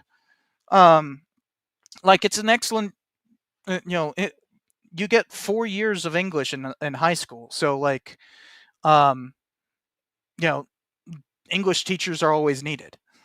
And it applies to many other things. Don't get me wrong. I know, like my uncle was an English major, and he got the first job he ever worked was as a punk rocker in the late 70s and early 80s. So like, and now he's like a union rep. So like, you could do a lot with being an English major. But like, this will make it nigh impossible to get federal student loans for anything other than STEM and business. STEM and business, that's all it's going to go to. No longer liberal arts. STEM and business, that's it. Oh, medical colleges as well. Medical, obviously, you get pretty good payout as well, on average. So, understand, this is the point. This is why they are doing this. They're reducing the size of these programs, eliminating funding for any kind of liberal arts, absolutely demolishing Title II spending, which is Title II spending refers to, basically K through 12 schools that are at risk. We have like in the school district which I might be working at is Clark County, Nevada, which is where Las Vegas is. Clark County, it's something like a quarter of all schools are Title II funded. So they want to eliminate that, and making the paperwork process nigh impossible because there aren't any freaking personnel to do the actual paperwork. Suddenly you eliminate it anyways. They don't want to fund at-risk schools. Remember, segregation. That's what that comes down to. And when you no longer have at-risk people, not at risk, lower class, poor people. Let's just say poor people. When you no longer allow poor people to get a good education, because they used to get it through federal funding, but now that's eliminated, and forcing you to take very specific majors, we're just going to have a brain drain in this country. An absolute brain drain. And you're making sure that only the people who come from rich parents who can afford that, or go through something tremendously difficult like I had to with going into the U.S. Army. Either you join the Army and fight a war under dear leader Trump in order to get an education, or you have rich parents. That's essentially the only way anybody's going to be able to afford a liberal arts education. That's it. All the lawyers, almost all of them, have liberal arts degrees. Law school is really a graduate school, not a. I mean, you can get a law degree as a bachelor's, but it it's just as good as getting a history degree. If you look at the biggest, the most common majors for going into law, the most common is history. That is the most common degree. If you are a lawyer, you probably, and it's not even close. It's like 50% or something like that are history majors going into law. So, like, it's about a 50-50 chance that you started with a history degree.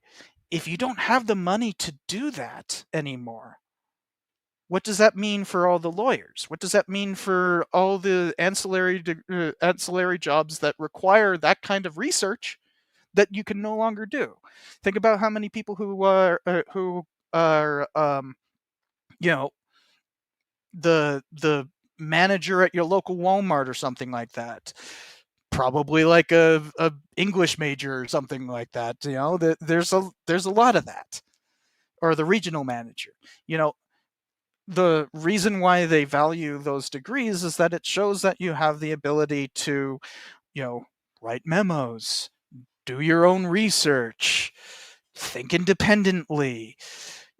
These are all things that having a degree requires, but doesn't exactly translate specifically to like a specific job.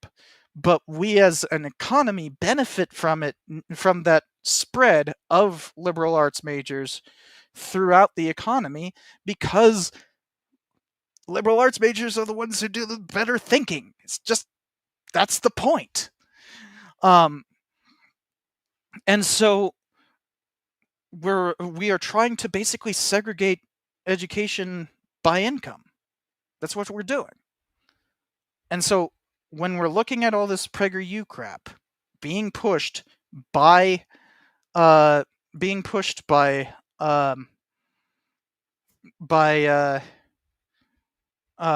White House and Hillsdale College and things like that, that is the point. That is what they're doing. They're trying to segregate education.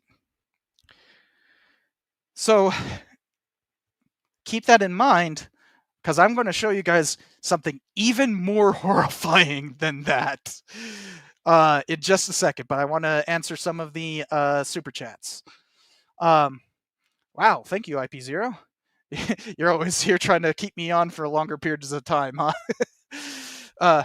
Don't know if it matters, but at Prof. Oh, you're referring to me. My last name's Hall Patton, not Patton by itself. As a historian, you should be proud right now. Fellow scholars Cornel West and Norm Finkelstein, I don't know who that is, are streaming right now, and you got more views than the Legends Turn Tankies. I wouldn't call I haven't looked at Cornel West in a long time, but like I never thought of him as a tanky. I don't know who Finkelstein is. But that's cool.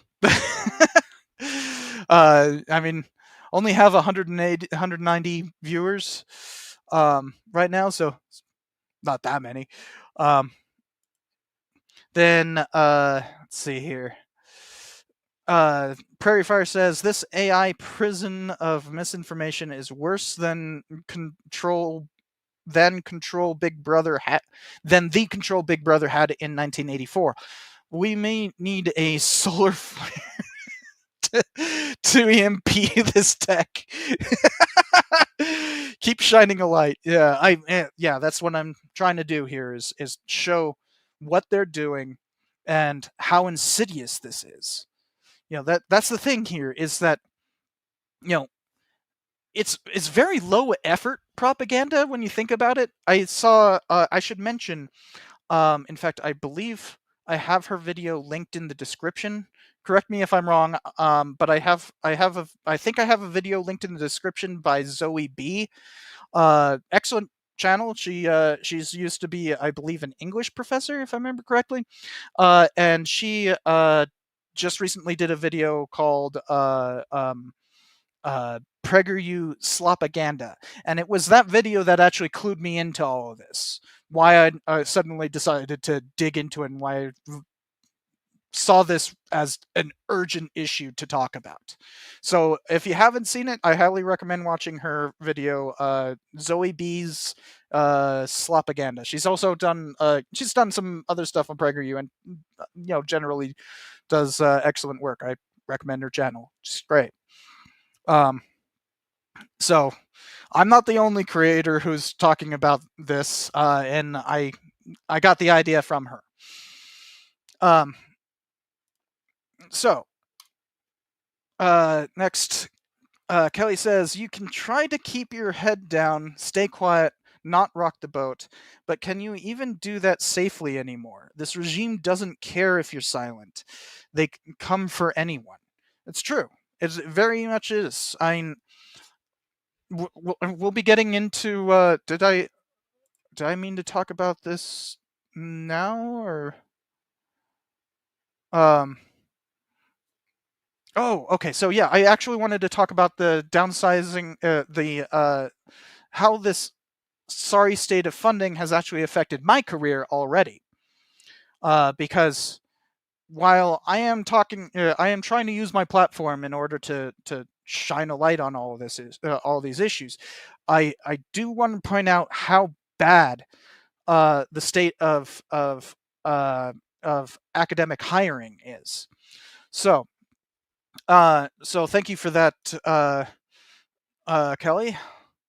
I'll get to the next one from you, IP0, in just a sec. Oh no, I just unstarted and there we go. So hold on, let me pull up the job boards because I just have them bookmarked here. So let me show you guys what the state of the job boards that I mainly frequent are. This is the American Historical Association. This is like the Association for Historians in the United States, right? If there's a tenure track job, it's on here. Now let me show you just how many jobs they have listed. Well, you can see. This is the total number of jobs they have listed in the entire United States. And actually, I think a couple of them aren't even in the US. Because there's American universities like in Cairo and London. And, there's some American universities that are outside the US but are American universities. Anyways, there's 14 jobs listed. Total. 14. That's it. 14. And most of them are like visiting professorships, visiting faculty, freaking this is a fellowship, so that's a temporary job. That's a tenure track thing, but it's for Latin America. This is teaching faculty, which is a lecturer, so it's a permanent position, but it is not tenure track. Postdoctoral fellow, so temporary. I actually just interviewed for a postdoctoral fellowship. Then instructional professor, which is it says open rank, but probably they're trying to get a lecturer. Then a fellow, visiting professorship. Like, you see how little there is? That's it. That's the end of it. That's the entire list. That's it. Like, this is just for the PIA. Like, the Princeton Institute.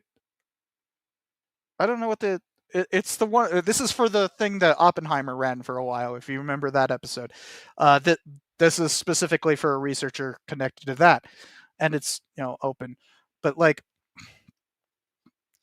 most of these are fellowships, non-tenure track positions, lecturers.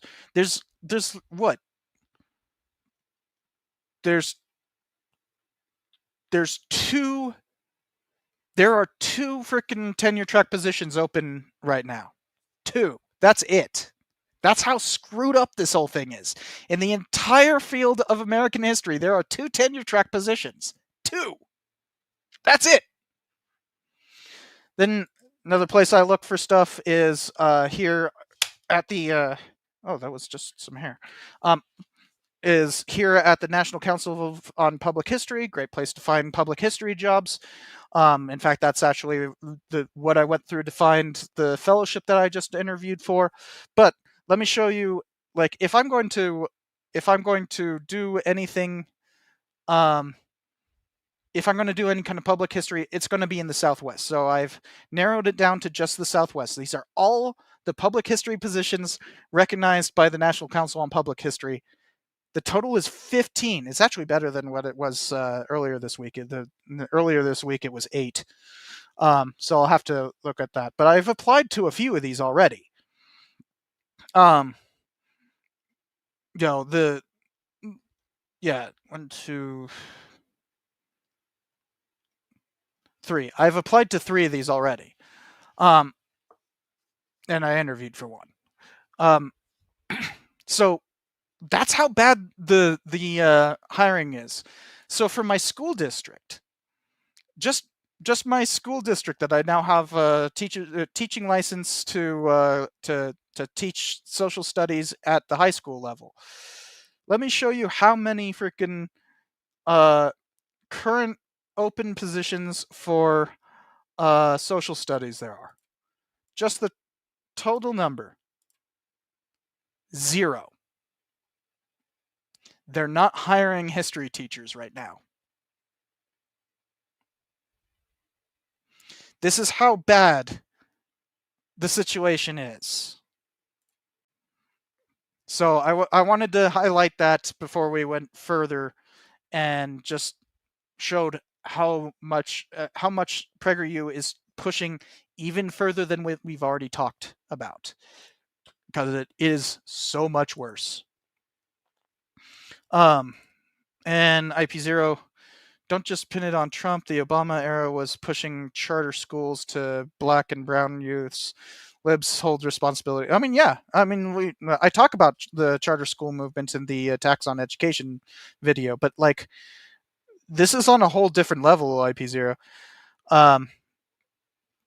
And you also said Finkelstein was a Chomsky-liked historian that wrote the Holocaust industry, advocating for, I don't know what it shows up as PS. I don't know what PS stands for. IPAC got him fired from the University of Chicago. I don't know what IPAC is. But yeah, I don't know who that is, and obviously it doesn't really matter to me. But you're right that there has been a long history of attacks on education. There's a reason why I did such a long history about it. I do recommend going and watching that video if you haven't seen it. My attacks on education video is literally my longest scripted video. So I put a lot of work into it. But this is on a whole different level.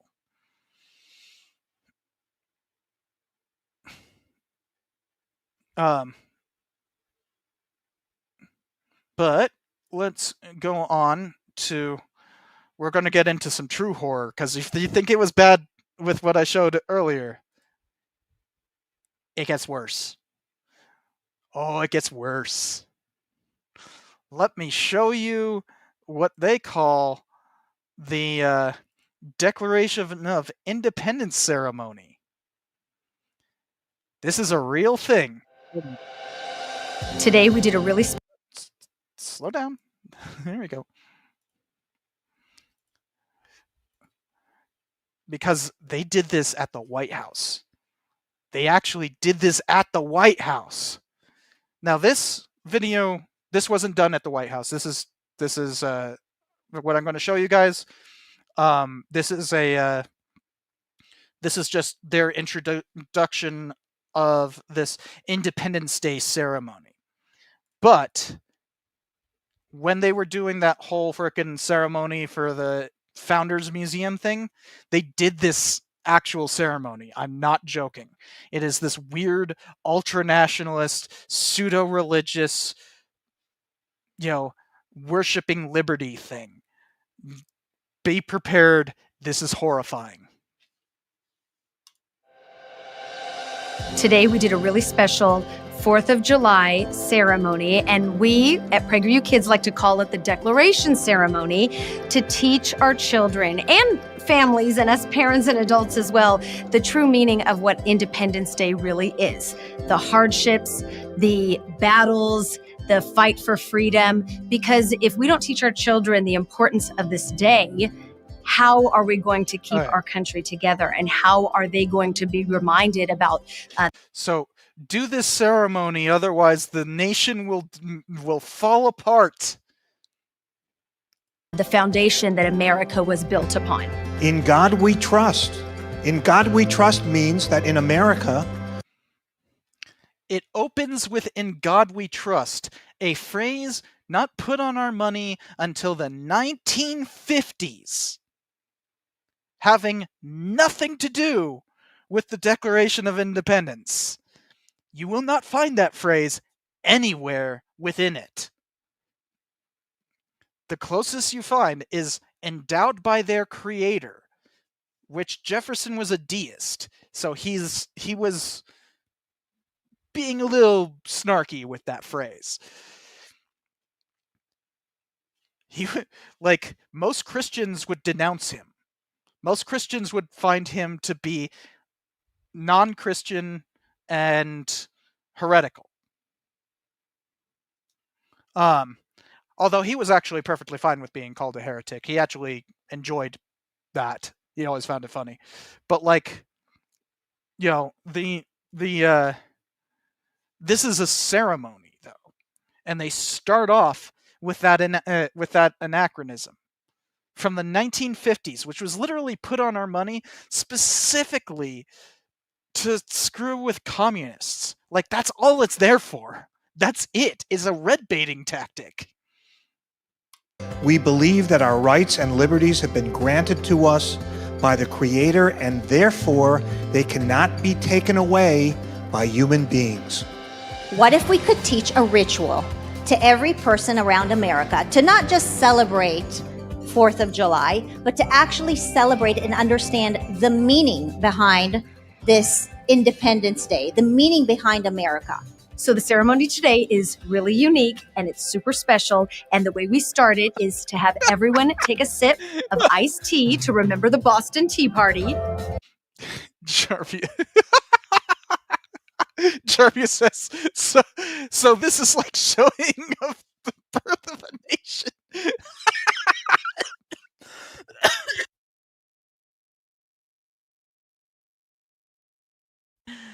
That's funny. And thank you for the donation. Oh my god, that is funny. So, yeah, it kind of is. It is kind of like that, right? Anyways, so so they start off with iced tea to symbolize the Boston Tea Party. Do they explain why the Boston Tea Party happened and that it wasn't some trying to gain independence thing? Or are they just pretending that everybody wanted independence to start off with? Because that seems to be the theme of all this, which once again plays into ultranationalism, where everybody has to conform to a particular national character, and that national character in this case happens to be, you know, this Christian ideal of, and also weird because Dennis Prager is Jewish, not Christian, so what? But, like, you know, you have to conform with this patriotic ideal that if you're not patriotic, then you're un-American, and that's not what the founders were fighting for. You see the way that flows directly into fascism? Like, it is basically, they are trying to create fascism here.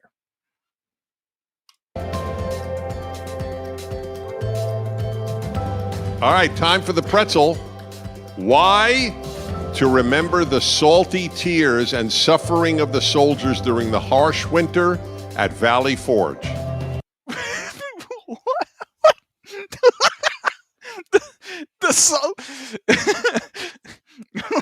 Hold fun while eating my pretzel to frickin' chow down on soldiers' tears. Yes! It's like, do they not understand the irony there? What?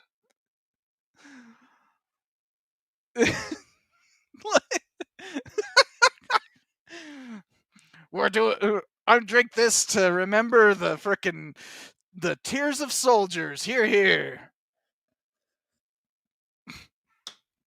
Seriously? Ring a bell to symbolize our Liberty Bell. We also dip strawberries and blueberries into whipped cream to symbolize our red, white, and blue, courage, purity, perseverance of our American flag. Courage. What? What did she say? Red, white, and blue, courage, purity, perseverance of our American. Courage, purity, perseverance. What? Hold on. So I have a book here that they, well, it's more like a pamphlet of their Independence Day ceremony thing. So let's see if there's like a section that says like, this symbolizes this symbolizes that. Well, first of all, I need to find out if it has like a section that just says tears. Because that's funny.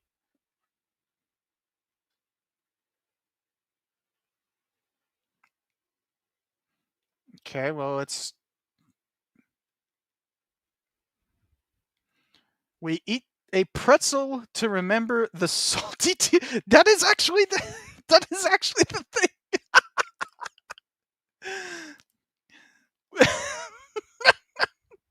We eat a pretzel to remember the salty tears and suffering of the soldiers during the harsh winter in Forge. That's so freaking stupid.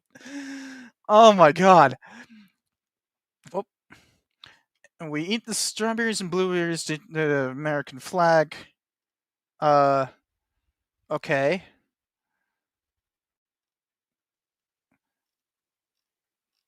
Where do they say in here? I don't see where they say that the okay, that's... I didn't highlight that. That's they highlighted that in the act. Are they that stupid that they have to highlight things for their own frickin' constituents? Seriously? Or own readers? Are they that stupid?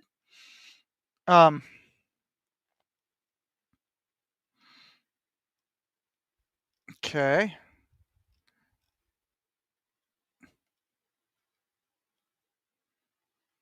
And by the way, these are just the same links as those horrible videos that we saw before. Yo.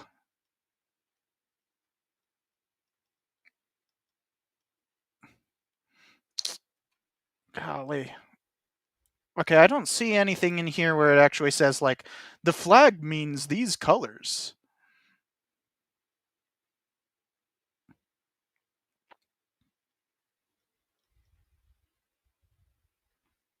In the ceremony, blah, blah, blah. We invite you to make a ceremonial tradition. Nope.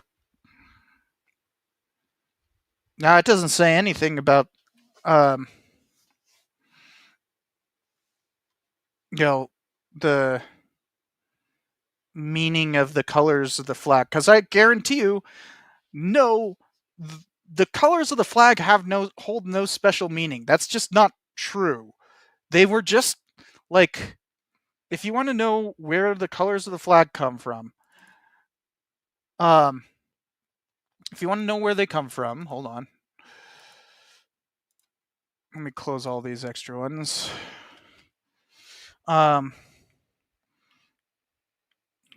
British West India Company.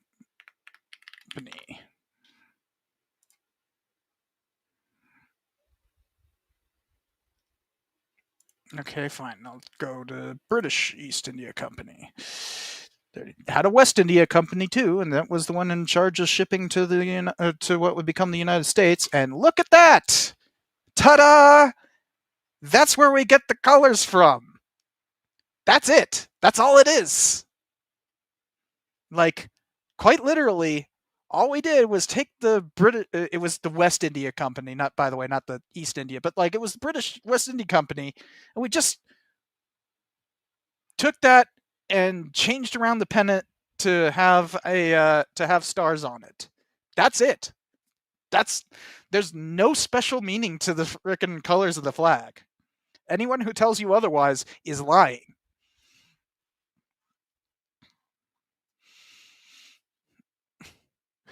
Blue stands for Blue stands for Neodymian, red for cardinals, and white for ghosts of the ancestors.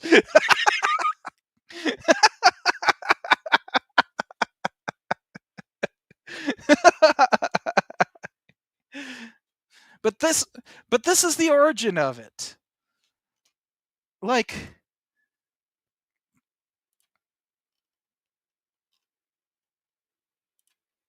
here's the original version. And it had 13 stripes, by the way. The original version. So, like, this is something that had been around for quite a while. We got it from that. Here's the one that would have appeared during the Revolution, because, by the way, anytime you see the British flag in any kind of depiction of the American Revolution, and it has the cross of St. George or St. David, I don't remember which saint, but like the red cross that goes this direction here, the diagonal cross, that wasn't the British flag at that point. That British flag was adopted in 1807. This was the flag of Great Britain, which was adopted in 1707, because the Kingdom of Great Britain is actually different from the United Kingdom. The United Kingdom was created in 1807. So, just minor points of order, but still, this was the flag. We got the 13 stripes from that. The 13 stripes don't even represent the 13 colonies.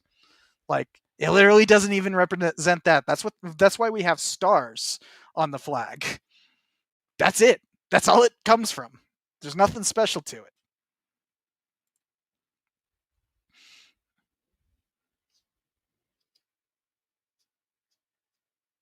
Flag. Okay, so you all have a coin at your seat. Let's see everybody grab one of those. And let's look at them. What words do you see on them? Liberty. Liberty means that we are all free to pursue our dreams and go as far in life. Why are they showing coins? Like, the US didn't start minting coins until the 1780s. What the hell?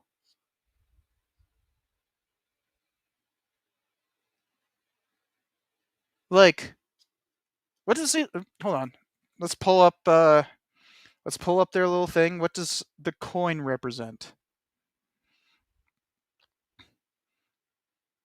Oh, they're just talking about showing a coin. Liberty means that we are free to pursue our dreams. In God we trust means that in America, yeah, no. E pluribus unum is Latin for from many one. Sounds awfully communist to me. Unlike other countries, America has been composed of people of every religious, racial, ethnic, cultural, and national origin. Oh, so they like multiculturalism, apparently. Huh. Since when was PragerU multiculturalist? That's news to me.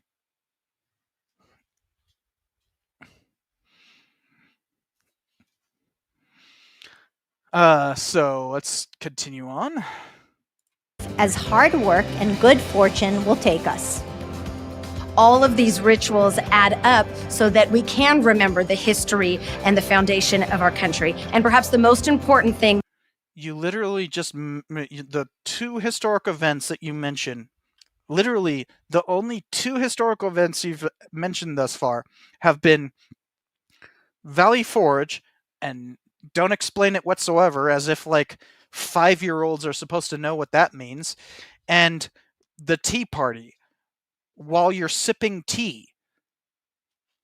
I'm pretty sure the Patriots didn't drink the tea that they dipped in water. Sure, they did steep a bunch of tea, but I'm pretty sure they didn't want to drink that, given it was in Boston Harbor.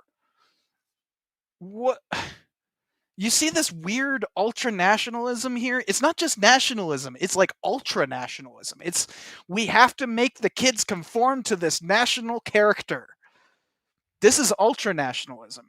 The first stepping stone to fascism.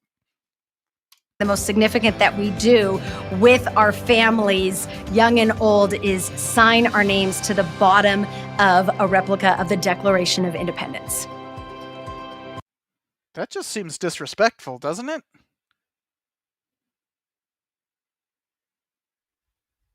Like, that... So we have replicated this. That seems really disrespectful. Why would you sign your name to... You weren't there. What?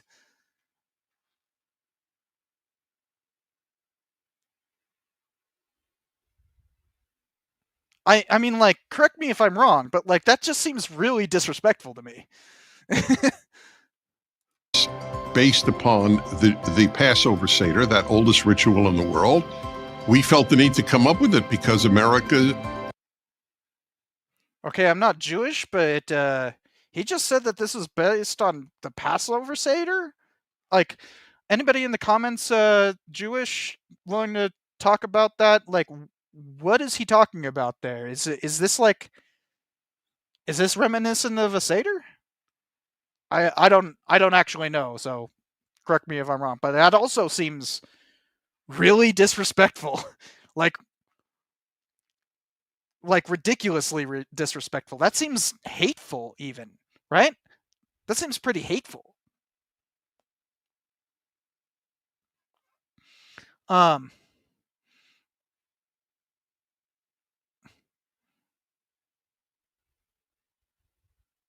And yeah, like Tom Trask, obviously not the oldest ritual in the world.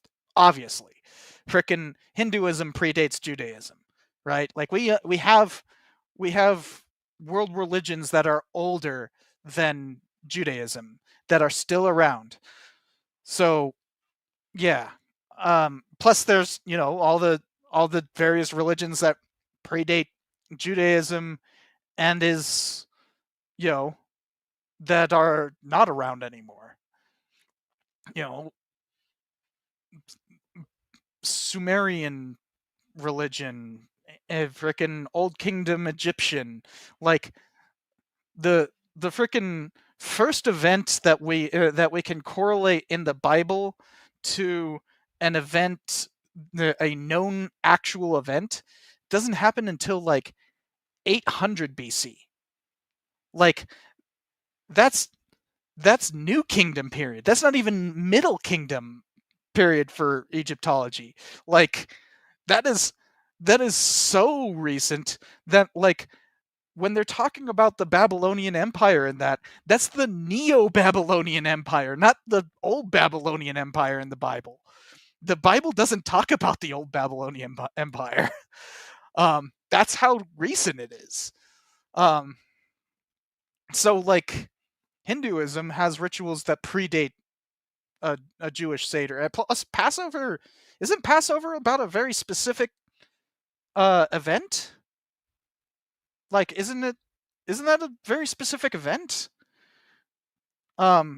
Which would mean that it would be connected to that, right? So, anyways, I'll get to that comment in just a second. but yeah. So I wanted to see, did I miss anybody saying? I hope I didn't miss it. It's hard to keep up with all the chat. Did I miss anybody saying that this is particular, whether or not this is like similar to a Seder? Because that's just weird. I see old Gus says not Jewish, just attended because Christianity, probably referencing an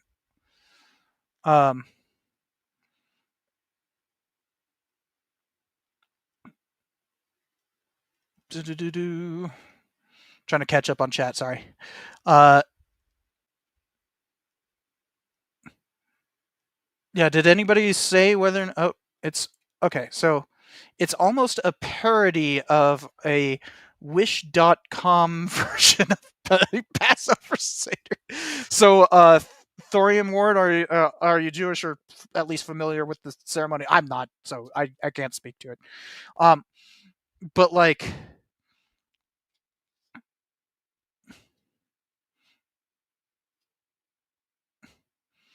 the but like this is I could see it being that. Does that make it disrespectful? Once again, I'm not Jewish. I can't speak to it, so do tell me in the comments.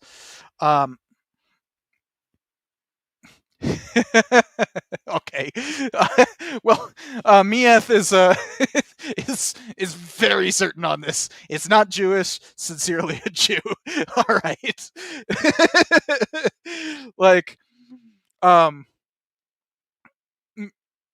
you know, so,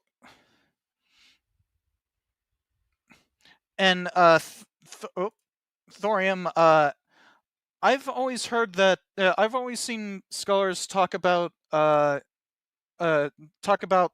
Exodus as being Middle Kingdom. That you know, it's like Ramses II is the pharaoh depicted in that. Like that's the often the interpretation. Like especially if you look at like you know, that great 1950s movie 10 Commandments. It's depicting Ramses II or Ramses the Great. So yeah, that would be Middle Kingdom. At least if I'm getting my chronology right. I'm not an Egyptologist at all. I could be wrong. Correct me if I'm wrong.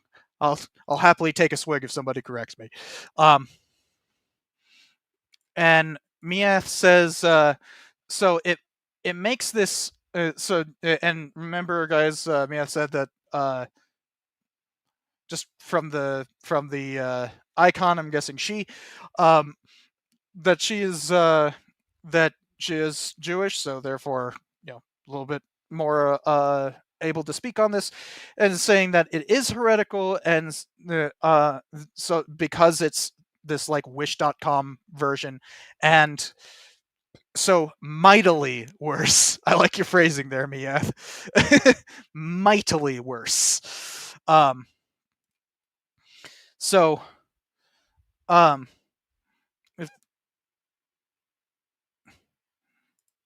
yeah, so if there's a historical core to Exodus, it should be late Bronze Age, yes. But we have no proof of Hebrews enslaved in Egypt, like whatsoever. And we have no proof of a mass exodus, which, you know, you'd think that there should be some sort of physical remainders of such a massive movement. Especially a massive inflow of invaders into the Levant. Like that should be really obvious. But we don't see that. So, you know, not saying it didn't happen, just saying we have no proof of it. Is in danger of forgetting our origins. America's Crusader, that oldest ritual in the world, we felt the need to come up with it because America is in danger of forgetting our origins. Hey guys, did you know that we're in danger of forgetting our origins? Did you know that? Did you know that we're not being told the freaking about the American Revolution? Dear viewers, will you have the time to listen to our Lord, to hear the good word of our Lord and Savior, the American Revolution? Like,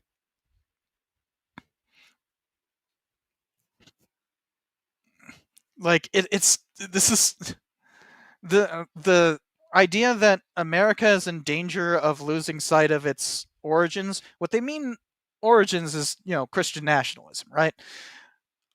And so what they're talking about there is like forcing religion on people who may not want it. And are our origins in the room now, Dennis?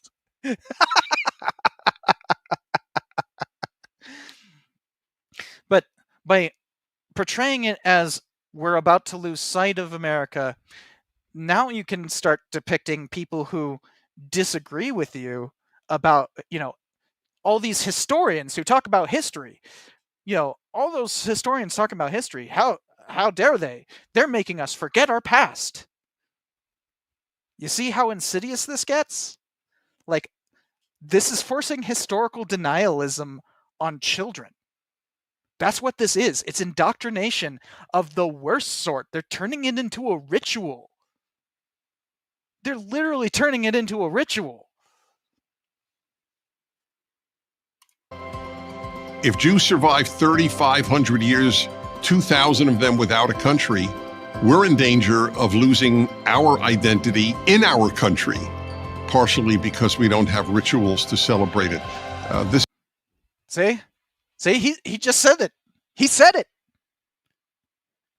We're making you conform to our definition of a national character. All individuals must conform, otherwise they are not American. That is literally ultranationalism. That is ultranationalism. Wanting every individual in a nation to conform to one's definition of a national character. That is it. He said it just now. I'll play it again. Of them without a country, we're in danger of losing our identity in our country, partially because we don't have rituals to celebrate it. This is a big danger to American survival. Okay, enough of this. I think you guys get the idea. So we can move on to this. By the way, it gets worse. This is not the end of the stream. We have 3 more tickers to go. So I'll try to catch up on the comments, but I want to point out what ultranationalism is. It's about enforcing a common national identity upon the individual. That's the difference between nationalism and ultranationalism, is when you apply it to the individual. Nationalism in and of itself is a myth. This idea that there is a national character and that's what, makes you American or whatever. That's what nationalism is. But like ultranationalism is wanting every individual within that nation to fully identify with that characterization. And they're trying to force this on children. So this is the force behind this this Founders Museum. This is the force behind the White House's 250th history.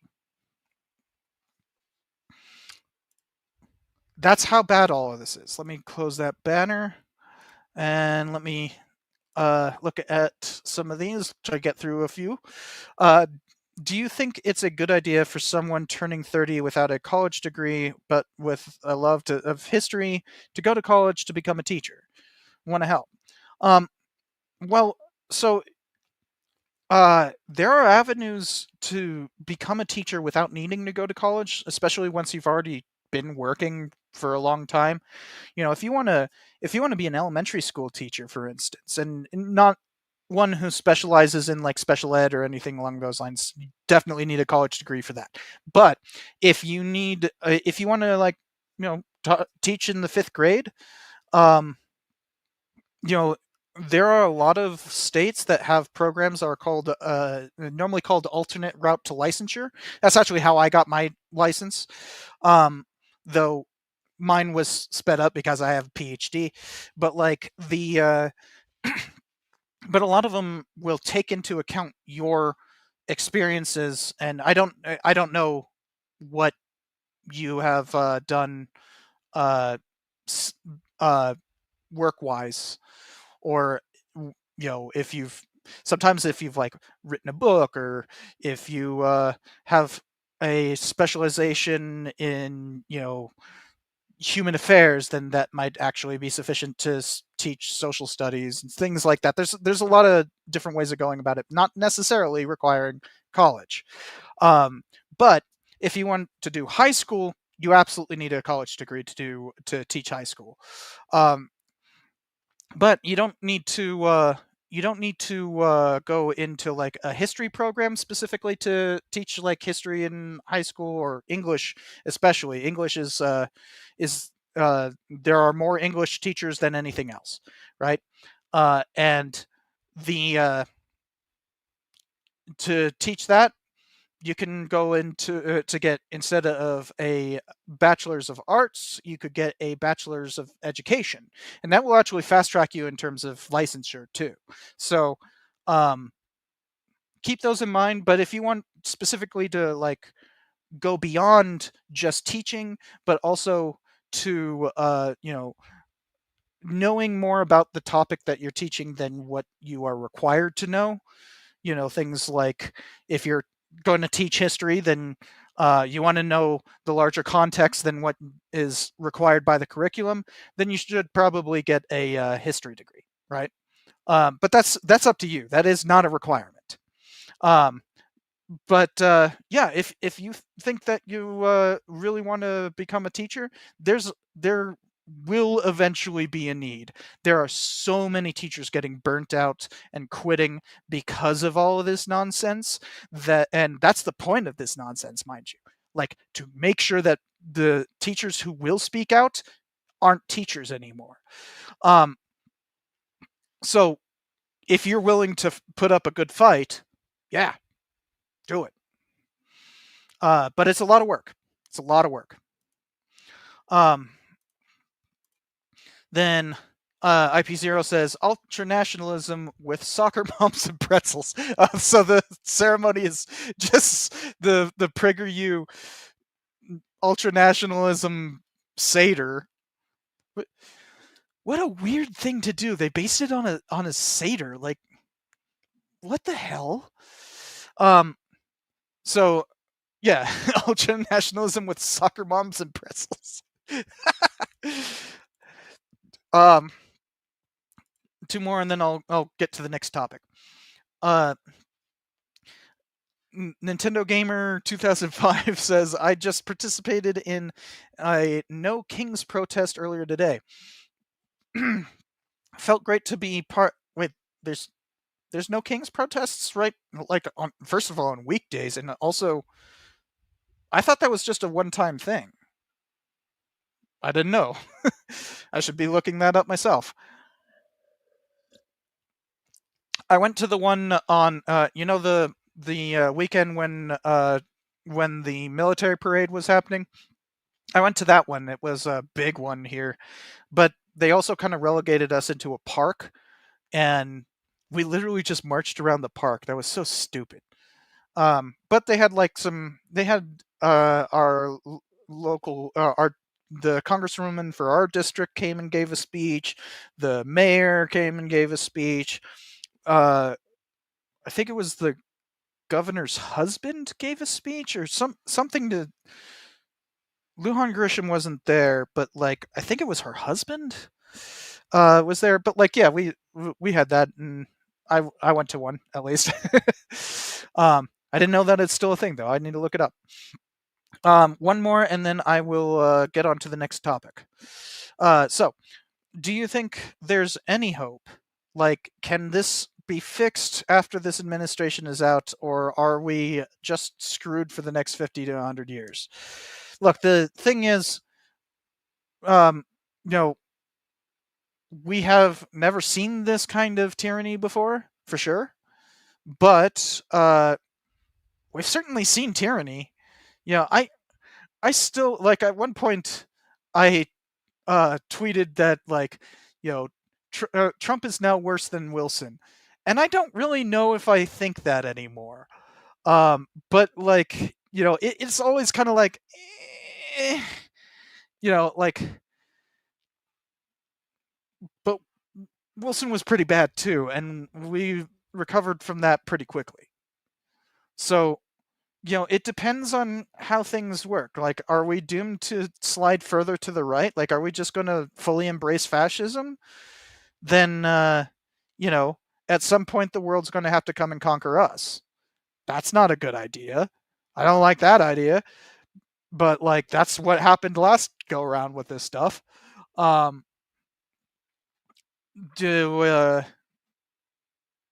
Is that where we're doomed? I hope not. But, this country can change rapidly. It has many a time before. The difference between 1920s laissez-faire Republicans and the New Deal happened in this expanse of like 3 years. That was a titanic shift, and it happened in 3 years.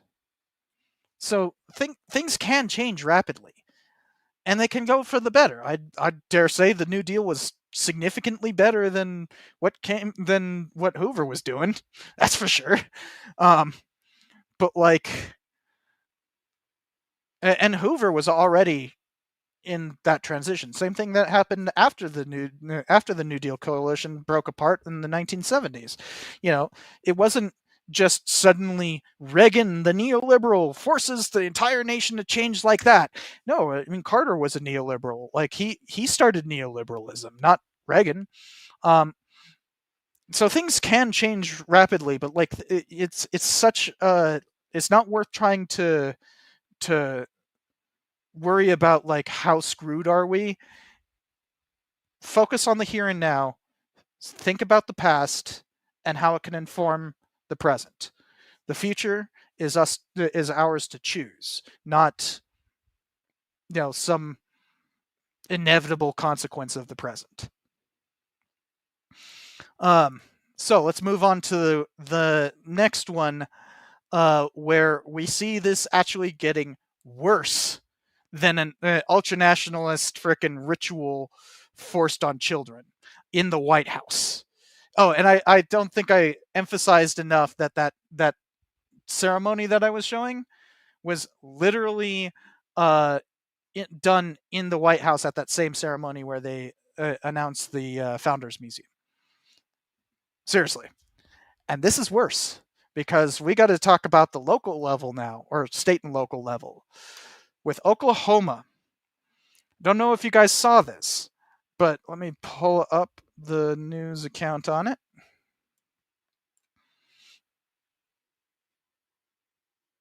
My ad blocker. Oh, I guess it isn't on this. Okay. Hold on. Trying to pull it up. There we go. So, let's talk about what PragerU is doing in Oklahoma.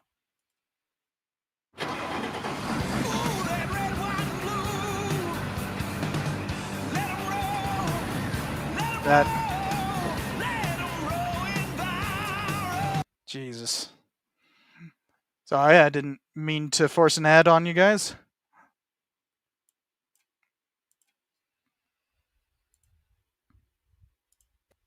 Director James Comey. What?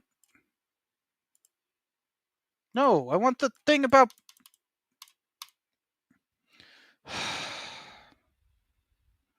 Alright, screw the video.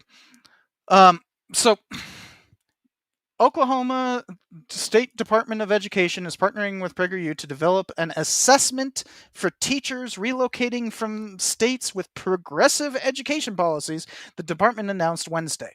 State Department, that guy, said the assessment is intended to ensure educators align with Oklahoma's commitment to America First education.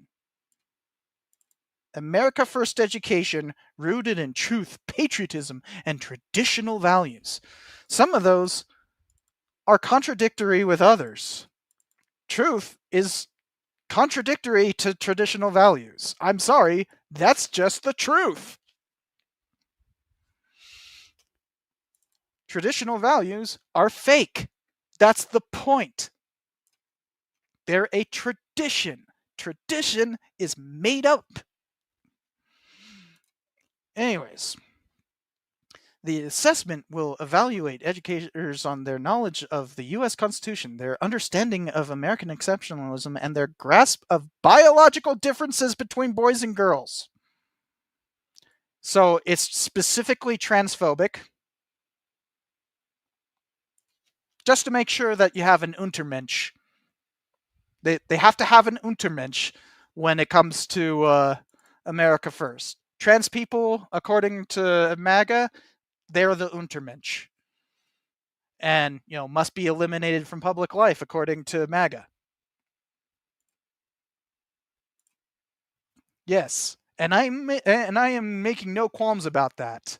They have, CPAC literally had somebody from the Daily Wire, of all places, frickin' literally saying that. And now we have full-on ethnic cleansing going on in terms of mass deportations, and that's ethnic cleansing. That is the definition of ethnic cleansing. So just put that over to trans people. Ta-da! And that is what Oklahoma is doing, is partnering with PragerU to quiz teachers on how genocidal they are.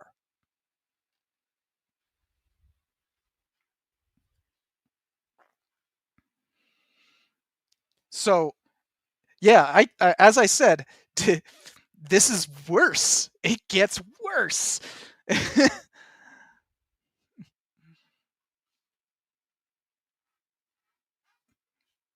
Like, we have concentration camps in this country, and they're talking about how the progressive teachers might be teaching somebody non-traditional values. Uh-huh. And this is what PragerU is doing.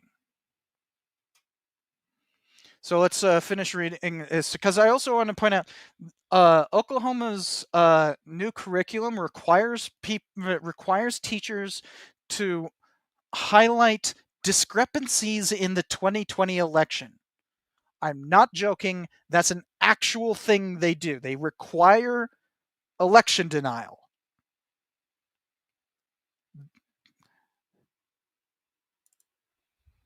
Remember when he said that education rooted in truth? They're requiring election denial. That's just falsehoods. It's lying. Like, they require teachers to lie. And furthermore, this whole biological differences in boys and girls, like, what they're trying to do. They're trying to equivalate gender with sex to related but different things. Because mind-blowing that, like, we might have different meanings for what it means to be a man as opposed to a boy. And yes, that's a gender difference. If you talk about be a man, you're talking about gender, not sex. And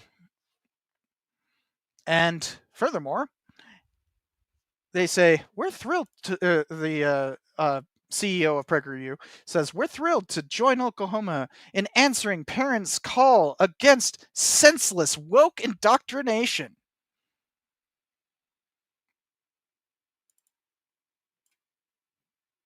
This assessment will stop extreme leftist ideologies from harming children and ensuring teachers champion America's greatness.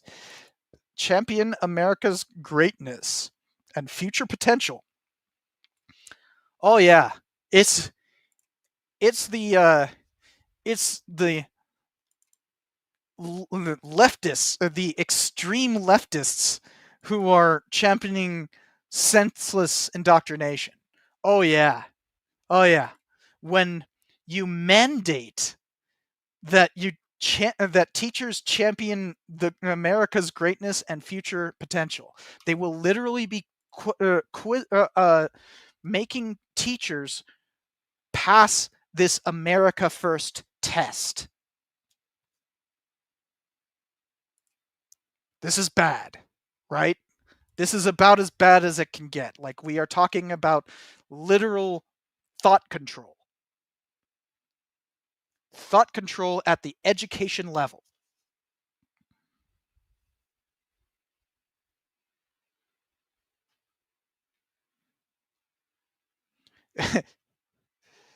Mrs. Zoe says, so much for free speech, right? It's bad. It is so freaking bad. And I don't really know what else I can say about it other than they're literally trying to impose thought control on teachers. Thought control. That's all this is. It's thought control. So we have PragerU being able to post its propaganda in the White House, creating rituals for ultranationalism to indoctrinate kids into ultranationalism, and then controlling the thoughts of teachers. It's fascism. Welcome to fascist America. We're well on our way. It's already happening. Frickin', I can't remember his name. Can't happen here. Hold on. Oh, yes. Is it Lewis Sinclair or I thought it was, yeah, okay, Sinclair Lewis. Sinclair Lewis famously wrote a book called It Can't Happen Here, and like basically saying it can happen here, and it's a dystopian novel saying like this is what fascist America would look like. Go read that book. That book sounds an awful lot like the present. An awful lot like the present. And it's PragerU that is getting their way with all of this. So that's how bad everything has gotten. There is one more thing I want to show before like concluding everything. Obviously, we've been working our way from worst to from like, wow, this is strangely bad. Let's see where it's going to. Wow, they're going like full on dystopian fascism. Like, yikes. So the last thing I wanted to highlight, just to kind of get to a bit more fun, I guess, because this Oklahoma thing right here, that's freaking like fascist as heck, right? Like that is extremely fascist. I mean, that's the kind of fascism that like Mussolini would be looking over up north to Germany, going like, guys, you need to calm down. Like we went from Mussolini fascism to just straight up Hitler. Like Oklahoma freaking wants to just do Nazi shit. So, as a bit of a palate cleanser, let's look at what they have to do with Western history, since I'm a Western historian and they just put out a book on Western history. Probably not going to be as bad. It's just going to be funny, I'm pretty sure. I haven't really looked deep into it. Just it's set up like a kid's book, so I'm sure it will just be silly. So they call it Trailblazing of America by PragerU. And yes, by PragerU. They don't want to admit who authored this, of course. Why would you want that? And notice that, like, the freaking copyright page is just like an advertisement for their PragerU kids, rather than, having an author. Because did you know that you cannot copyright AI? AI is uncopyrightable. So they don't hold the copyright on this. They might have a copyright thing here, and they might have like the copyright for like this, but the text of it, no, they don't have that. This is mostly AI, I'm pretty sure, which means they can't copyright it. You cannot copyright AI. So I don't really study the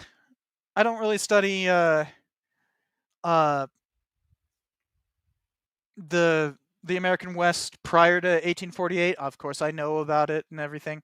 So let's go to somebody that I actually am deeply familiar with, John C. Fremont, the trailblazer himself. So that is page 137.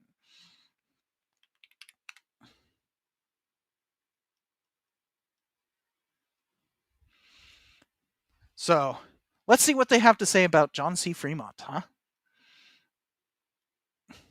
The whole valley is glowing and bright. It's a I instantly recognize the quote. It's just a quote of him describing the frickin'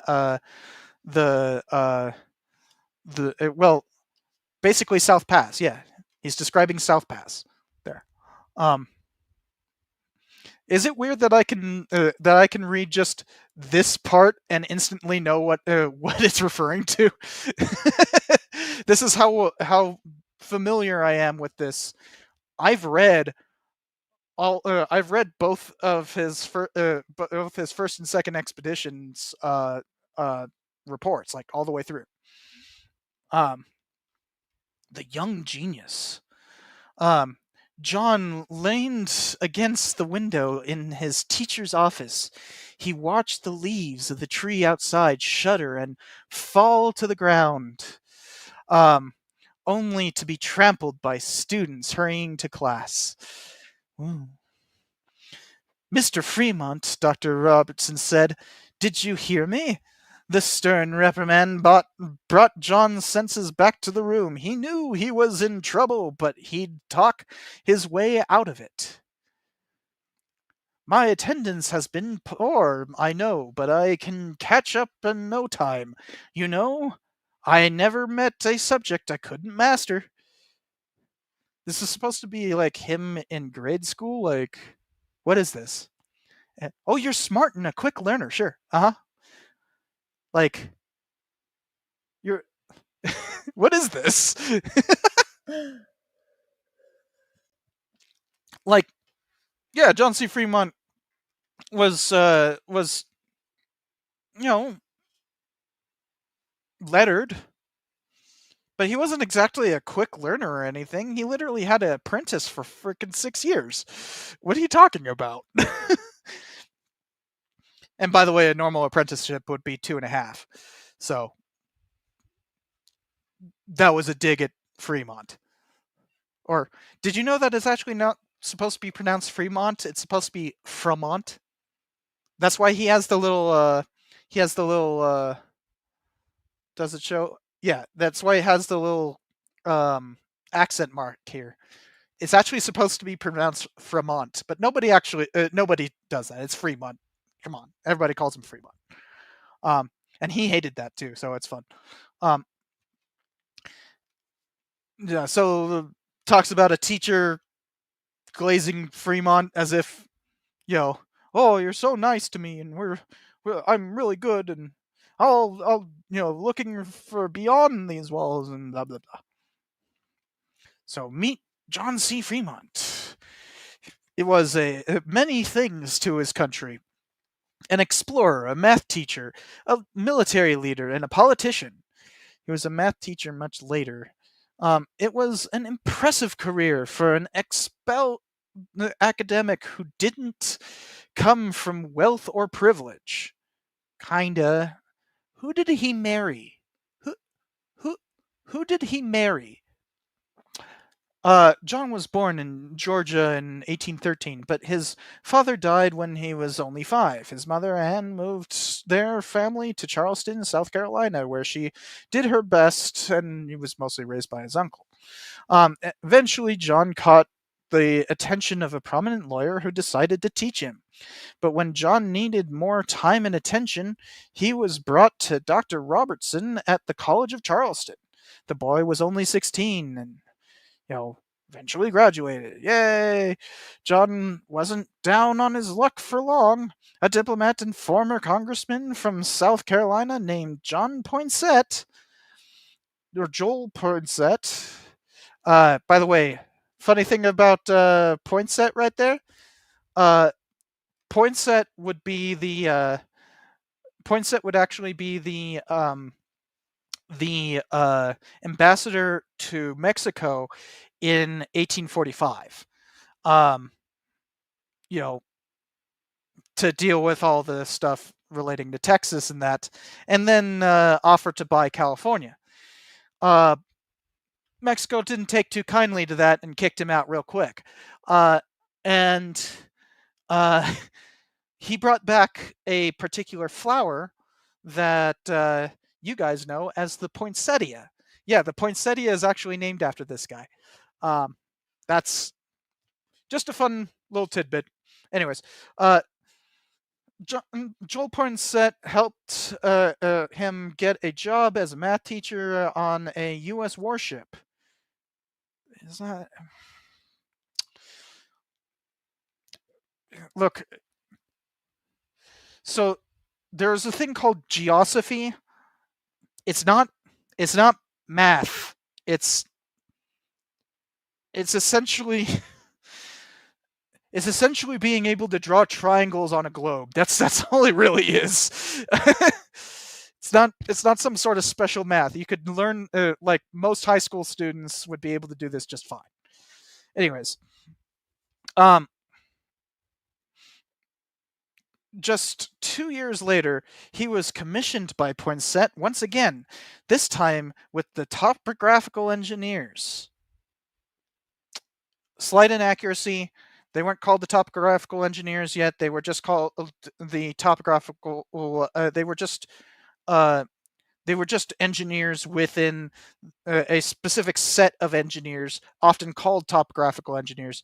But like the Corps at that point was called we still have it, the Corps of Engineers. It's just called the Corps of Engineers.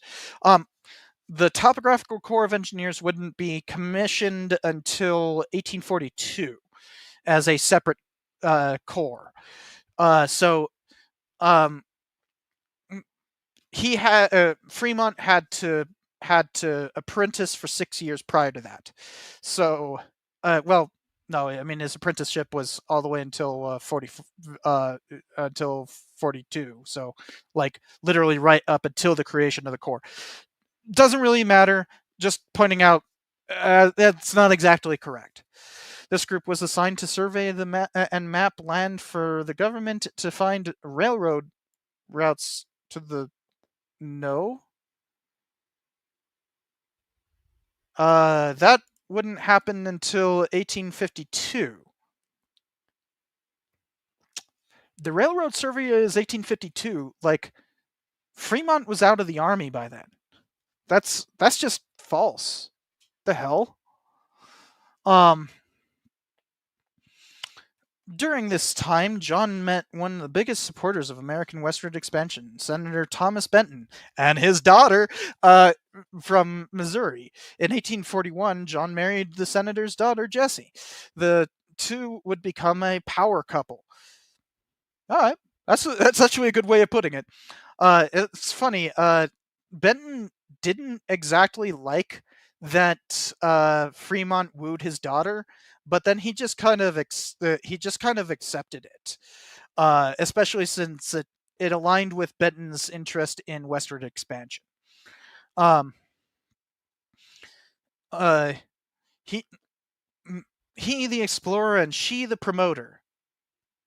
I guess she the writer. Jesse was the smart one of the couple. Like, don't get me wrong, Fremont wasn't dumb, but like, he was a terrible writer, terrible prose. Like most of his reports are written by Jesse. That sold the people on the idea of the West.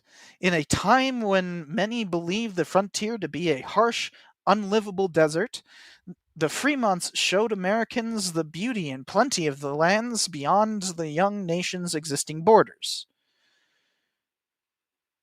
I think they're talking about California here. So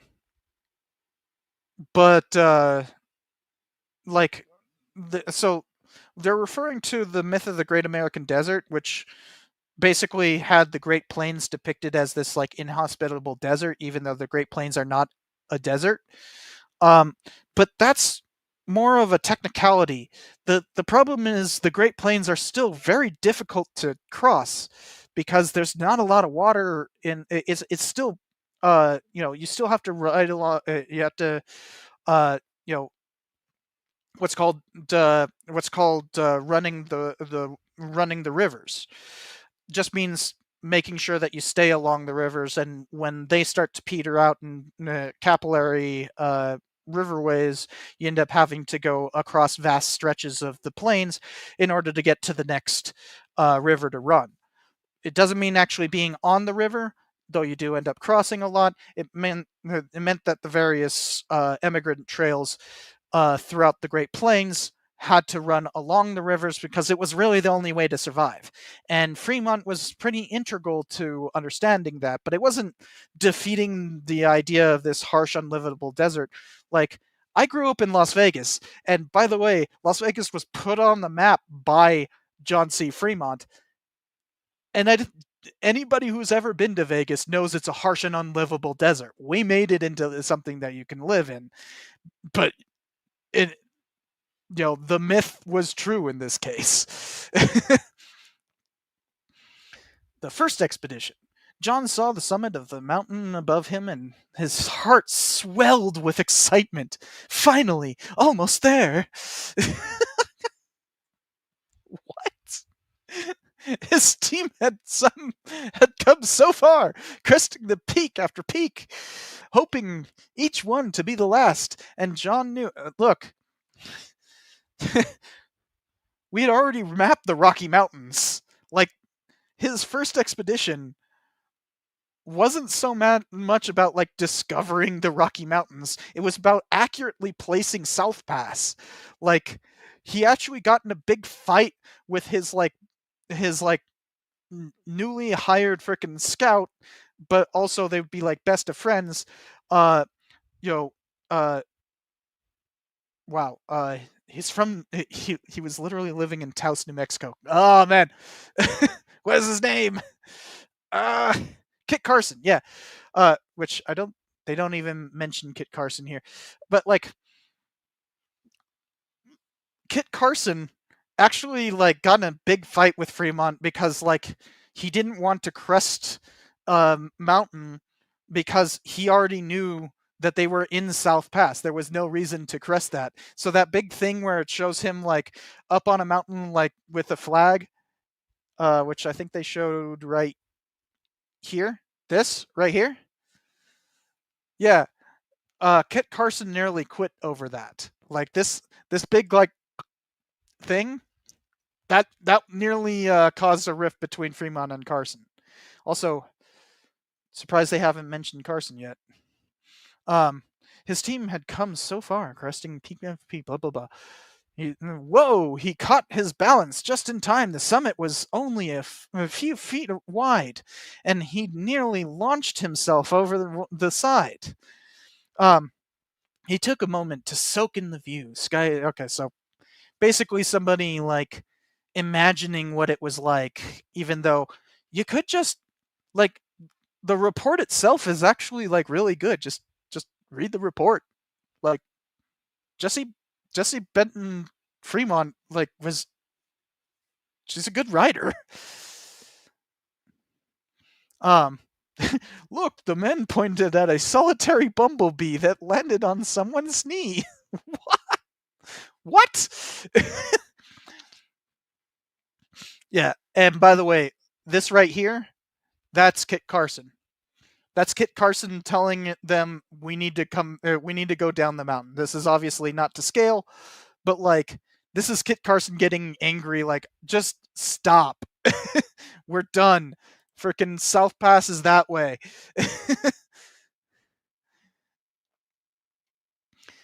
John marveled at the little creature, the only sign of animal life they'd seen yet on these peaks. He hesitated, then plucked the bee from his crew member's knee. They needed to study plant.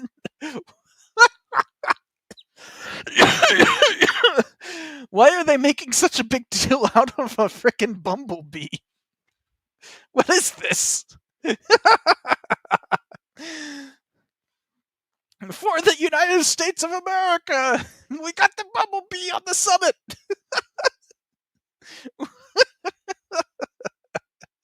Okay, so this is a tricky topic. Let's see how they handle manifest destiny, huh?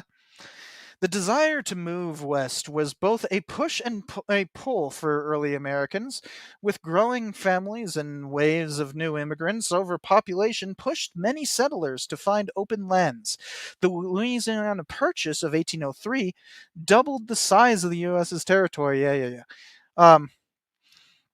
Expansion became inevitable for the eager Americans, almost as if it was their duty or calling to spread across the entire country.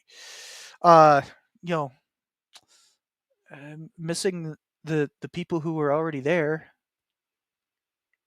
If you're teaching this to children, you should probably say that those weren't empty lands. Just saying. This was their manifest destiny. Wait, so they're just depicting manifest destiny as like being true? That like it was our destiny to manifest across the continent? Like, really? Manifest destiny as a term began gaining popularity in 1845 thanks to an article written by newspaper editor John O'Sullivan. True. His piece was about why the U.S. needed to annex Texas. True. More than that, it was a protest against England and France's interference in American affairs? Not exactly. It was about trying to make sure that England and France wouldn't beat us to annexing Texas. This is just false. That's something you should not be teaching children. Like, it was about imperial competition, not interference. Learn the difference, PragerU. What the hell? O'Sullivan believed Europeans were infringing on Americans to find. Have you read the article? That's not what it says. At first, nobody thought much of the phrase, but soon it became the rallying cry for the rapid movement west. The frickin' president echoed it almost immediately. Like, he literally put it in the frickin' speech calling for frickin' for annexing California. Like, buddy. Like, we actually did annex Texas in 1845. In March. That article came out like a month prior. At first, nobody thought much of the phrase, but soon it became a rallying cry. Those who opposed the idea claimed it was hostile and arrogant, because it was. but the obscure newspaper editor had tapped.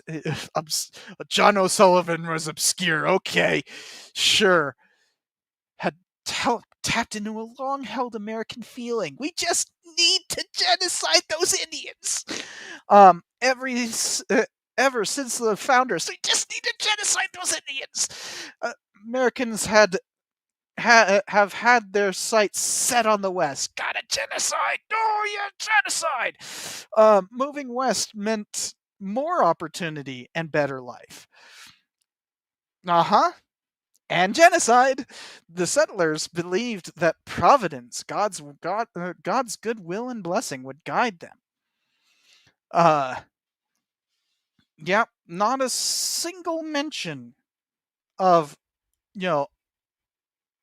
all the people in the way, or the fact that, Texas was still claimed by Mexico, and, California, Arizona, Colorado, New Mexico, Utah, Nevada, and Texas, the parts that were not held by the Republic of Texas, were under a different country's rule. America in the time of John C. Fremont. And nothing about that being, nothing about that being occupied by anyone. Notice that in this picture, there's literally, like, Los Angeles and San Francisco didn't exist yet. What? Also, look, they have the frickin' California border set by the that was set by the Constituent Assembly in 1849. What the hell is this? What is Great Falls? What the hell is that? That's a landmark. That's not a place. And also the Great Salt Lake, and there's like a little star, like frickin' Salt Lake City was already there. Salt Lake City didn't, like, the Mormons didn't arrive until 1847. San Francisco wouldn't be renamed until 1847. Like, what is this? Also, I live in a city that should be on this map. Should be right here. Albuquerque already existed. Had existed for more than a century by that point. Frickin' Santa Fe. Santa Fe was like the biggest city in this entire stretch of anything. Like, anything west of San Antonio. Actually, I think San Antonio was the biggest city in this area. San Antonio being over here. But like, you have San Antonio, you have frickin' Santa Fe. Los Angeles was actually a pretty sizable city. Santa Barbara was a pretty sizable city. Monterey was the biggest city in California at the time, in Alta California at the time. So this is a terrible map. Oh, and then it just shows the other side. Okay. I don't know why they have that.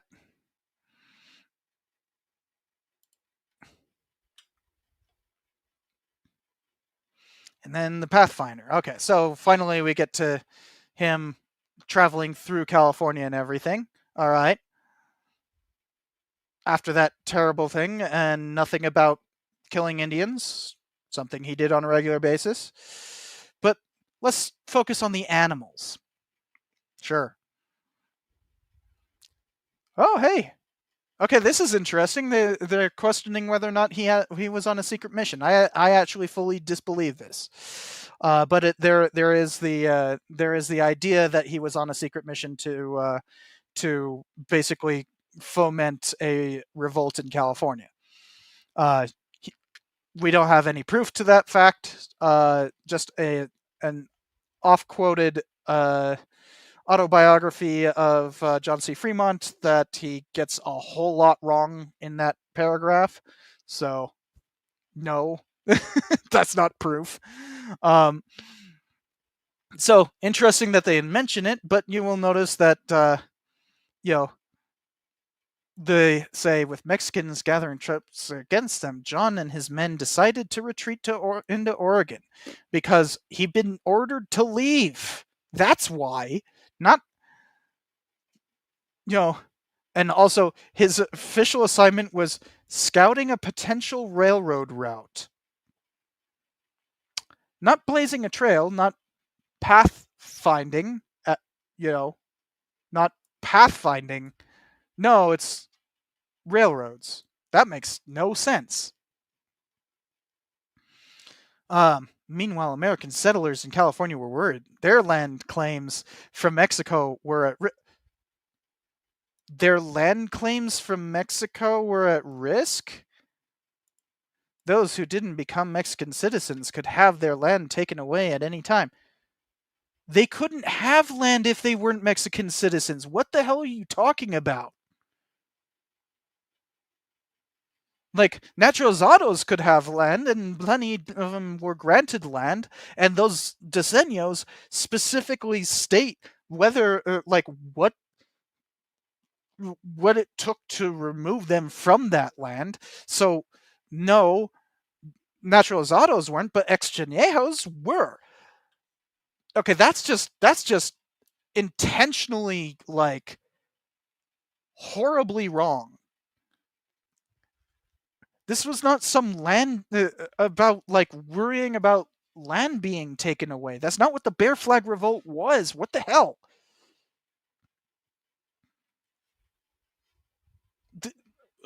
What? Around the time of the Mexican-American War, officially kicked off in Texas, John and his men returned to California. They arrived just in time to support a small group of rebellious settlers in taking over the town of Sonoma. So he didn't exactly support them at first. So that's just incorrect too. So basically everything wrong there. I don't think we need to go into it, although I want to see if they talk about his... I want to see if they talk about his oh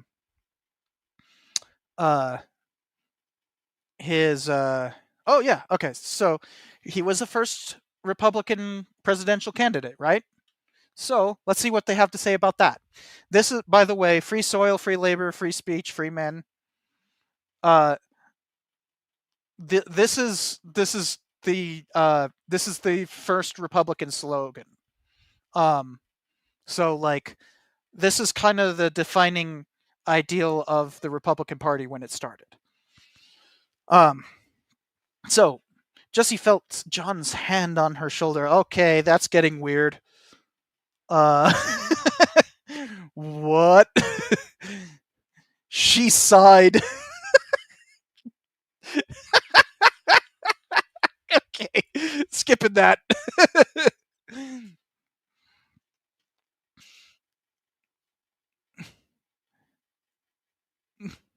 The well-wishers had been coming on and off since the Republican convention announced John as their presidential candidate. Cool, whatever.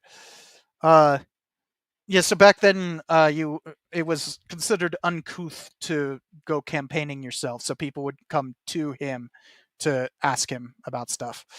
But we're not going to talk about the actual, his, twin relics of barbarism or anything. No? We're not even going to explain what that means? They say you're going to tear the Union apart with your radical ideas. The Democrats want to ruin your reputation. What?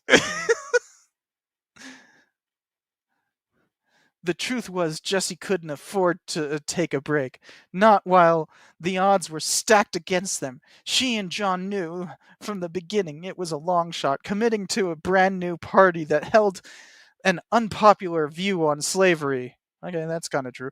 But they had to keep going, to dig in and see it through. The country was falling apart, and maybe no candidate could keep it together. But she and John had once changed people's minds about the West. If only they could convince America that they were trying to keep the Union together too. Not going to talk about his actual opinions or anything. Nothing about the twin relics of barbarism.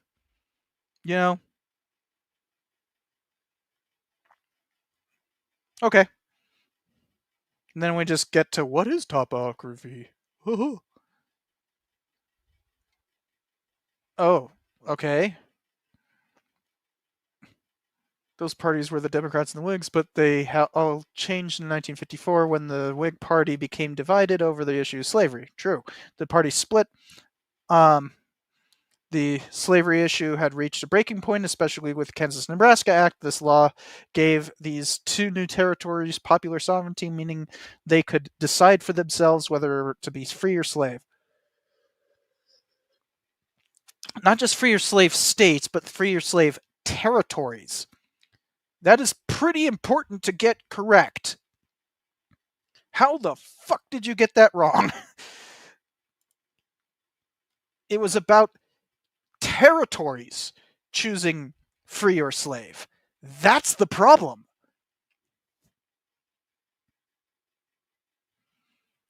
Everybody recognized at that point that states had a right to legalize or abolish slavery. Like, that was well established at that point. Nobody questioned that.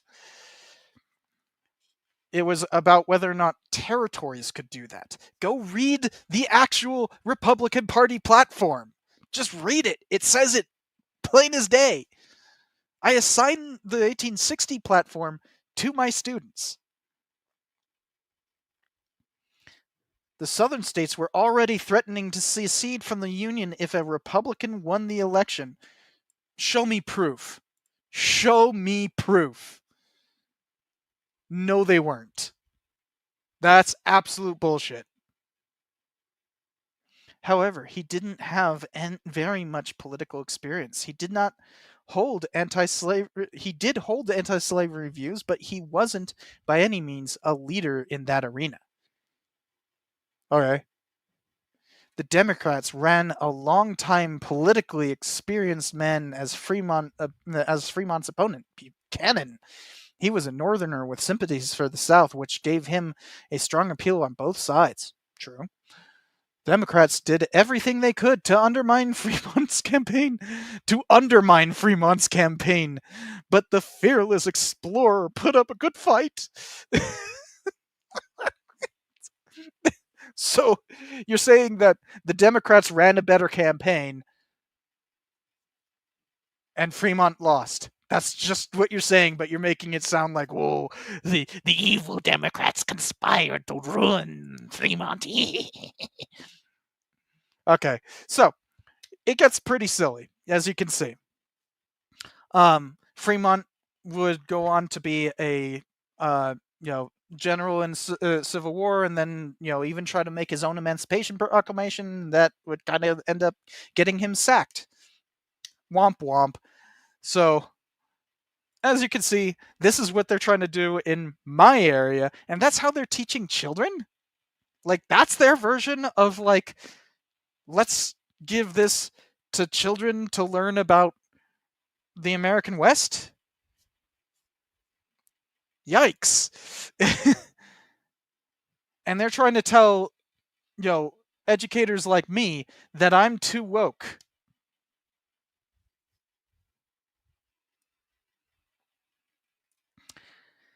Yikes. So, let's wrap this up. As you can see, also, as you can see, King has joined us yet again. Hello, King. Hello there, beast.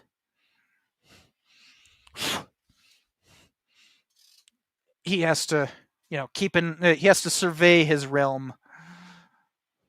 And he is indeed shedding as well. So, that's not how you spell distractions, right? Did I misspell distractions in that?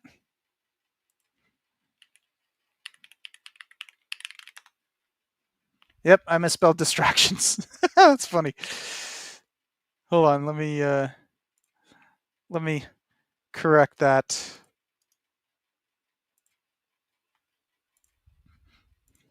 There we go. So, as you can see, everything PragerU touches, everything, turns to crap. Everything.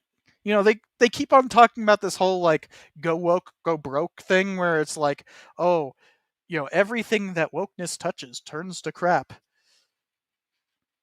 Well, it seems pretty obvious that it's groups like PragerU that are actually the ones that are I see that the comments just instantly fill up with "It's King! Woohoo! All praise King Richard the First." But it's very obvious that when you allow a right-wing propaganda outlet like PragerU to meddle with education, it turns into indoctrination. It turns into falsehoods. It turns into lying. Yes. Yeah. I know, right?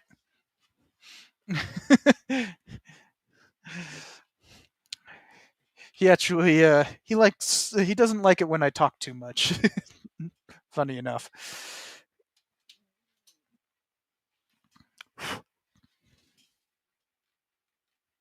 Here.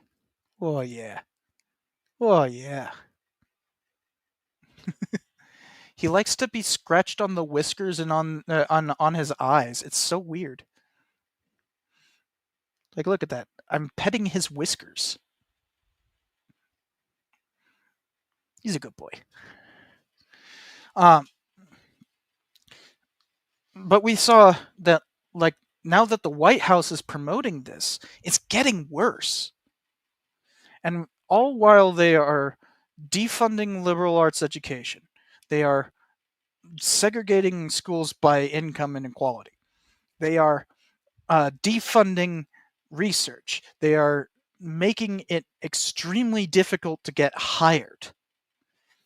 And there's worse things on the horizon. They're creating rituals to indoctrinate children into ultranationalism. They're literally imposing fascist frickin' thought crimes on Oklahoma frickin' teachers. That's how insidious, that's how pervasive, and that's how, frankly, evil PragerU has become.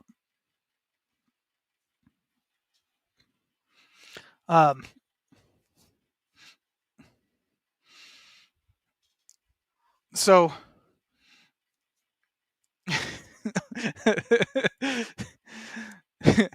Alex says, only King may speak.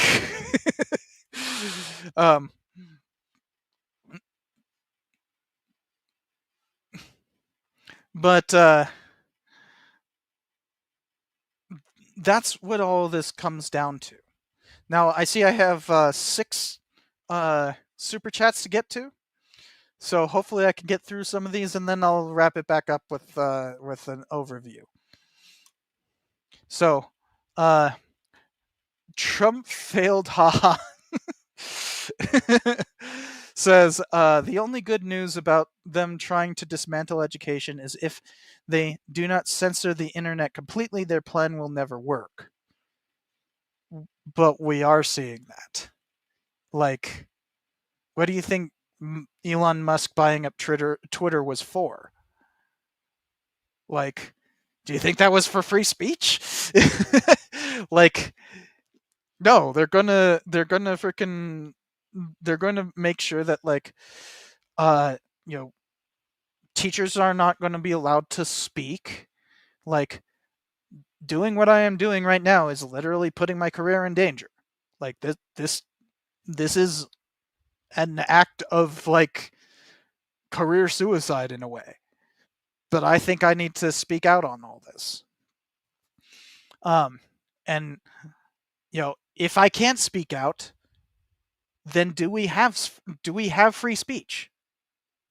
if I can't, if it doesn't cause career suicide, then we don't have free speech. Period. Just we don't.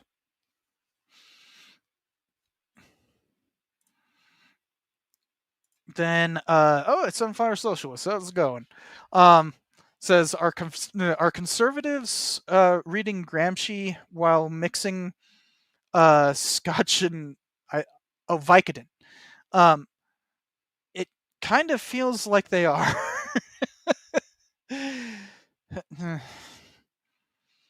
I don't know, man. Like, so what for those who don't know what Sunflower Socialist is referring to, Gramsci is the one who talks about basically cultural hegemony, that you need to so Gramsci was a socialist in northern Italy during the fascist takeover, and would eventually be imprisoned by Mussolini, literally for being in an opposition party. And so he actually wrote a series of letters. That's how we get most of Gramsci's papers, are just prison letters. And he talks a lot about this, and he has to use very cryptic language. I don't advise anybody who wants to understand it to just read Gramsci. He's very difficult to understand because he was trying to get it past the censors. And he did pretty successfully. But in order to do so, he had to write very cryptically. So, like, if you want to learn about Gramsci, go to like a more easy overview of it. But Gramsci talks about this idea of a cultural superstructure, kind of based on Marx. Marx's idea of a superstructure wasn't so much culture, but like just the impositions of the upper class. To Gramsci, there was a cultural elite, not just a rich elite or a leisure class or any of those kind of previous ideas. He thought of a cultural elite that made rebellion in the late 1920s nigh impossible because the cultural meaning, the symbols of rebellion against Mussolini were basically seen as gauche. That there wasn't any ability to create any kind of solidarity after Mussolini had imposed totalitarianism because of that cultural control. It's kind of the first time that you start seeing this idea of the class consciousness being necessary for a revolution. And so he was talking about like how the elites control culture in order to prevent rebellion. And yeah, that's kind of what's happening here, right? They're mixing Gramsci while drinking Scotch and Vicodin. Yeah. Need to open a new one. That's actually the first. It took me 3.5 hours to drink one beer. Wow. So hope that that works for you, Sunflower Socialist. Good to see you. So shoot, I don't remember what this was referring to, IP0. If you can say it in the comments real quick. I know that you're quick on the comments. What were you referring to when you said a little bit of recency bias, though?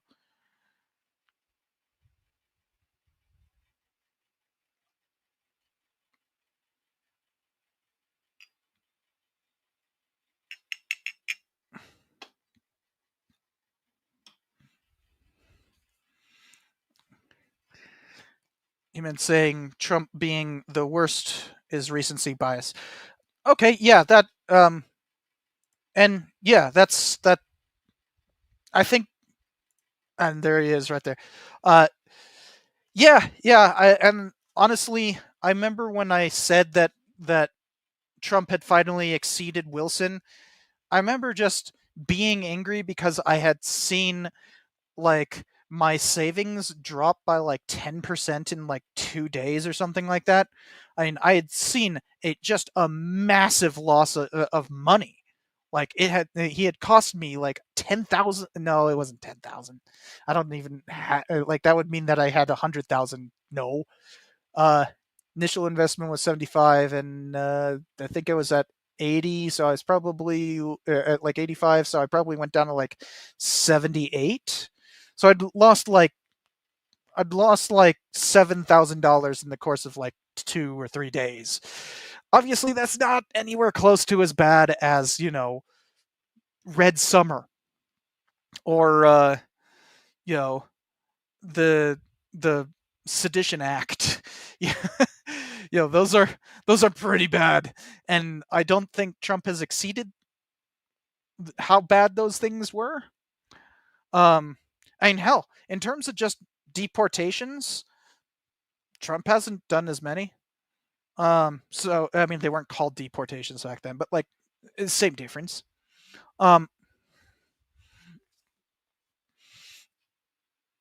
So yeah, it was very much recency bias when I said that. So I think I am kind of leaning towards the towards Wilson is still the worst, but like, it's sad that it's even a debate, because now it's just like, Richard Nixon was better than Trump. Like, wow, Richard Nixon, freaking, wow, well, I'm forgetting his name. Something Johnson. Andrew Johnson. Andrew Johnson was better than Trump. Like, golly, Andrew Johnson missed being convicted by a vote on impeachment. A vote, a singular vote, not like the whole frickin' Senate. I mean, literally one senator made the difference. And I'd still say that he was better than Trump. Anyways, so as someone who was a victim of special education due to my autism, this worries me so much. Also, cool to find out we are from the same state. I'm from Nevada. Are you from Nevada? But I'm also from California and currently in New Mexico, so I get around a lot. Oh, there's a hummingbird outside. Oh, you gonna get it? Hmm? Go get it. I've made him into an indoor cat, so he really wants to get the hummingbird, but can't. But yeah, in terms of special education often is not Title II. That's Title I. Title I funding is getting slashed, and without the employees in the Department of Education to run those programs, there's going to be a lot of schools that are going to be going without that funding, even though they are entitled to it. So yeah, that's a huge thing. Is special education, special needs, because special needs special needs includes gifted students. Apparently, this was news to me as I was going through my teacher training. That gifted students are considered special needs and require special funding in order to make sure that they pay attention and don't drop out of class because they might get bored and stuff like that. And that kind of funding is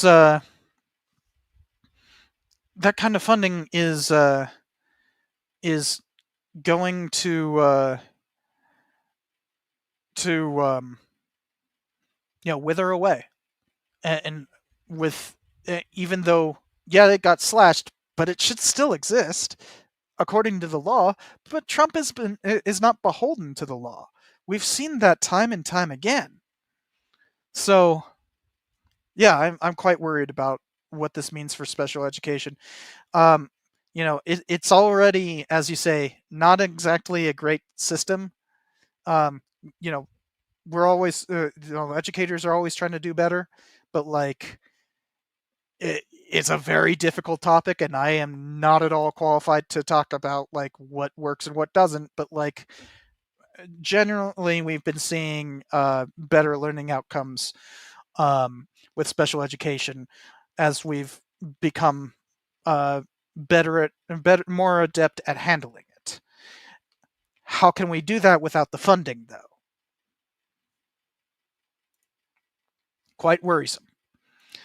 All right, we've got another one from IP0. Wait, did I see? Hold on. Is IP0 the same as libertarian as left wing? Like, that's the same. That's the same. It's the same logo. Anyways, the U.S. is clearly the most prominent example, but when do you consider Trump's global counterparts? Oh, when you consider Trump's global counterparts, Putin, Netanyahu, AMLO. I don't know who AMLO is. Marcos, the German ADF, Marie Le Pen. Is he truly the worst among them? Well, obviously Putin's way worse. Yeah. Putin's, attacking Ukraine constantly. Like, that is, there's a reason why there are a lot of people who made World War II allusions with that, because it seems pretty much like that. And, he's already been putting, LGBT people in camps, like in literal camps. So, and that's the thing that right wingers praise him for. They praise him for putting putting LGBT people in work camps. So yeah, Putin's obviously worse, but Putin does not control anywhere close to as powerful of a military, anywhere close to as powerful of a manufacturing complex, anywhere close. Look, even in terms of natural resources, like Russia has perhaps a larger source of oil than anyone else, with the Arctic oil that has recently found new ways of being exploited. That could actually be more than all of the Middle East, like all of it. But it's heavily reliant. His ability to do that is heavily reliant on American oil companies. In a way, we partially control the only thing that's funding Putin's attack on Ukraine. So, yeah, like, Putin is doing worse things, but Trump has another 3 years. It can absolutely get way worse, and will. It like, we're already on our way there. All right, so Kelly says, oh,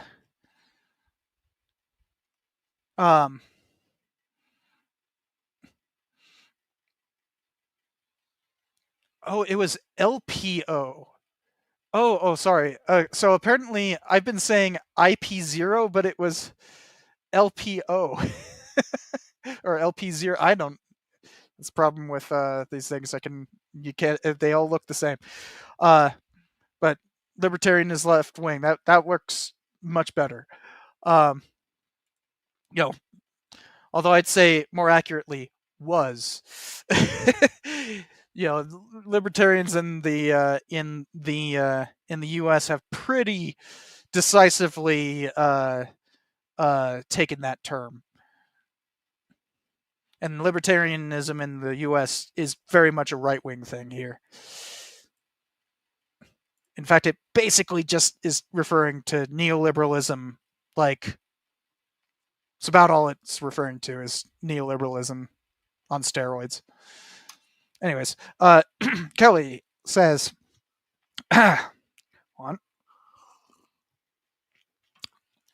when Sinclair Lewis wrote "It Can't Happen Here," there was still a societal reflex to reject fascism. I wouldn't say that.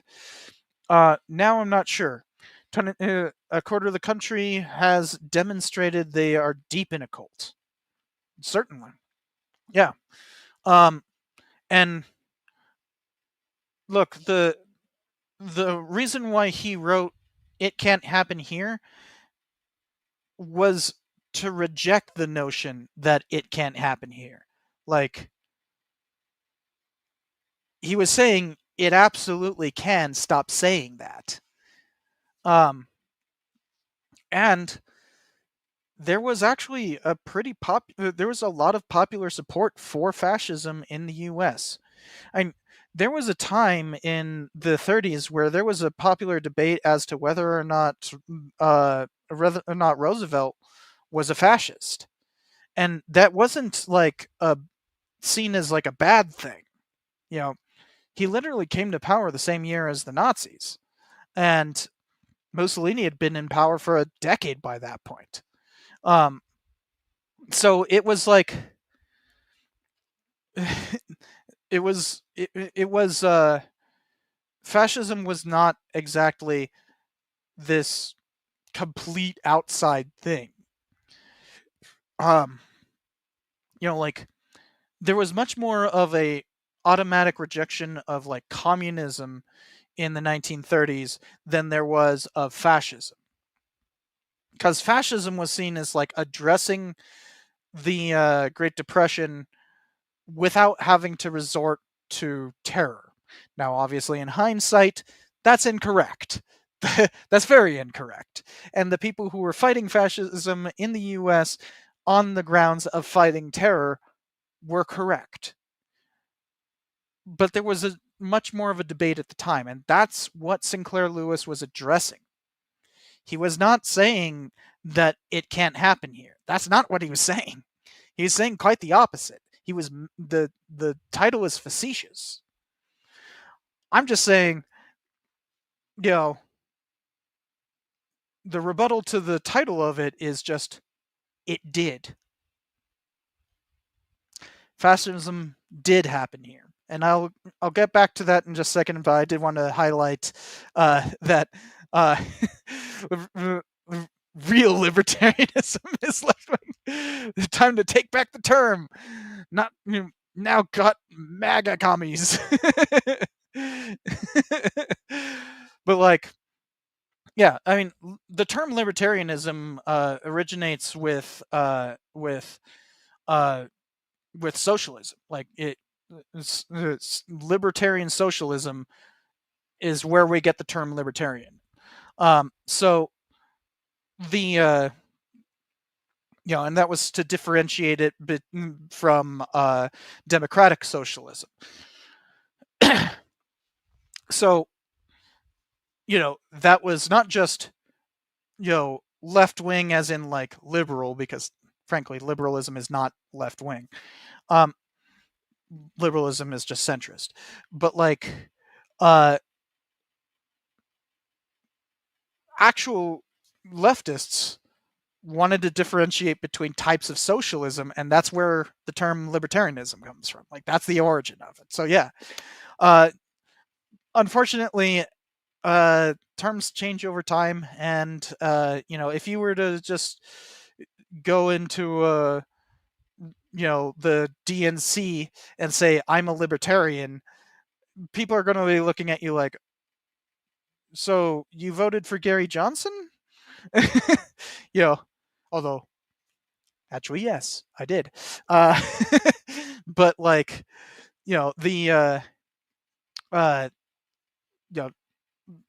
depends on how the public perceives it,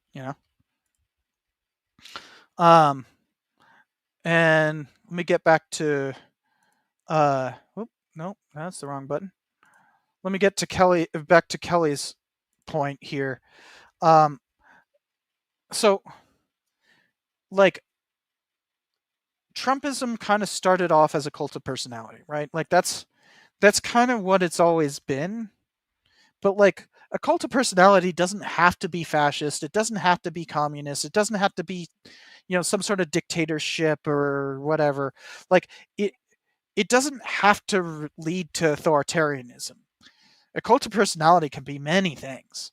But that standard, he can do no wrong, Teflon Don, is the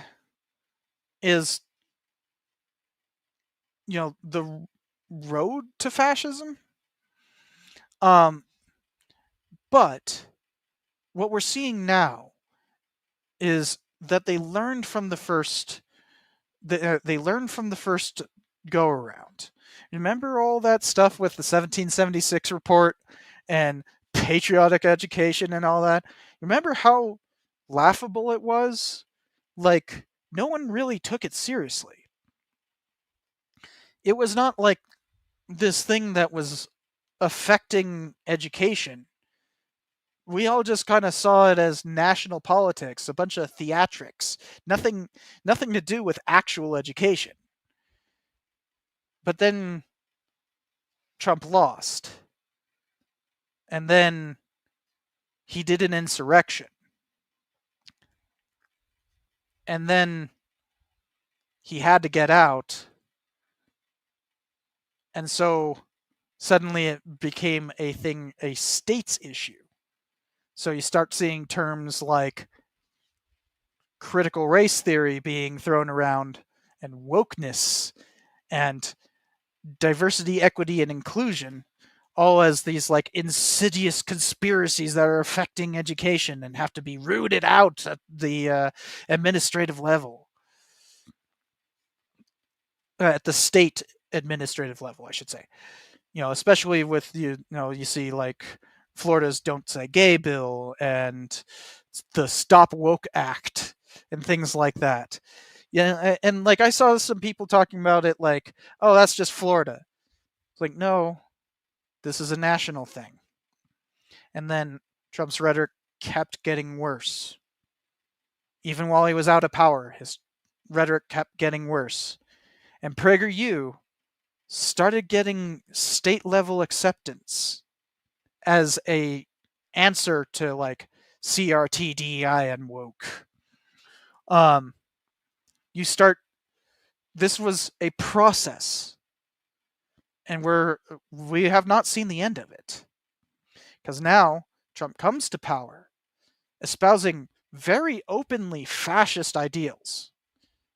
I used to be very opposed to the fascist comparison. You can go back to that context podcast thing that I did with Matt Beat and see that I like very specifically opposed the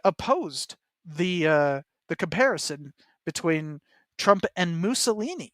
Now it's like dead obvious because he got so much worse. Now with like Project 2025, he's wanting to root out all the subversives in the government. He wants to make sure that he wants to totalize control. That's Mussolini right there. He's calling his opponents Antifa. Like that's just a self-report at that point, Like Antifa means anti-fascist. And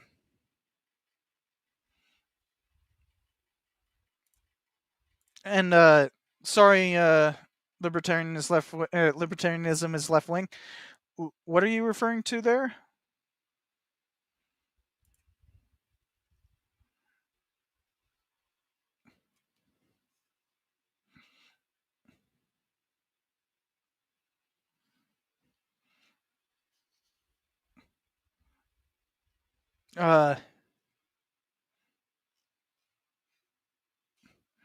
I'll wait for the response. Hold on. I know you're typing away.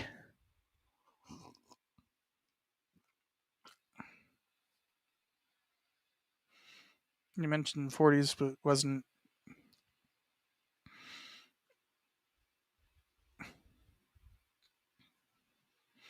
Trump can't keep the trains running on time. You know that Mussolini couldn't either, right?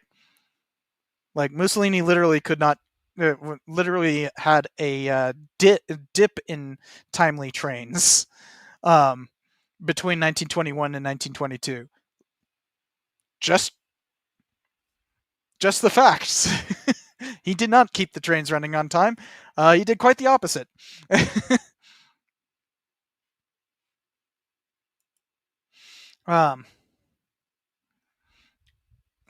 Haven't seen a response from libertarianism as left wing yet.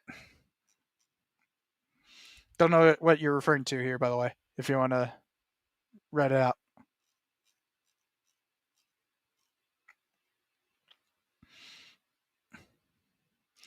So, but what we're seeing is this creep of propaganda managing to make it into school curriculums. We see that there are currently 13 states that have officially adopted PragerU as allowable curriculum in the classroom. 13 states. That's something like, and the total number of students out of the total population is like a third. Like a third of all students in the United States may now be indoctrinated by PragerU. And as we've seen, every time they try to touch history, it goes awry. It always turns into this freaking, denialism, and faux sense of patriotism, which is really just nationalism. But it's getting worse, not better. Because now we have a fascist in the frickin' presidency straight up pushing PragerU at the White House as part of this whole part of his whole rollout of celebrating America's 250th anniversary. And of course, PragerU doesn't bother to I'm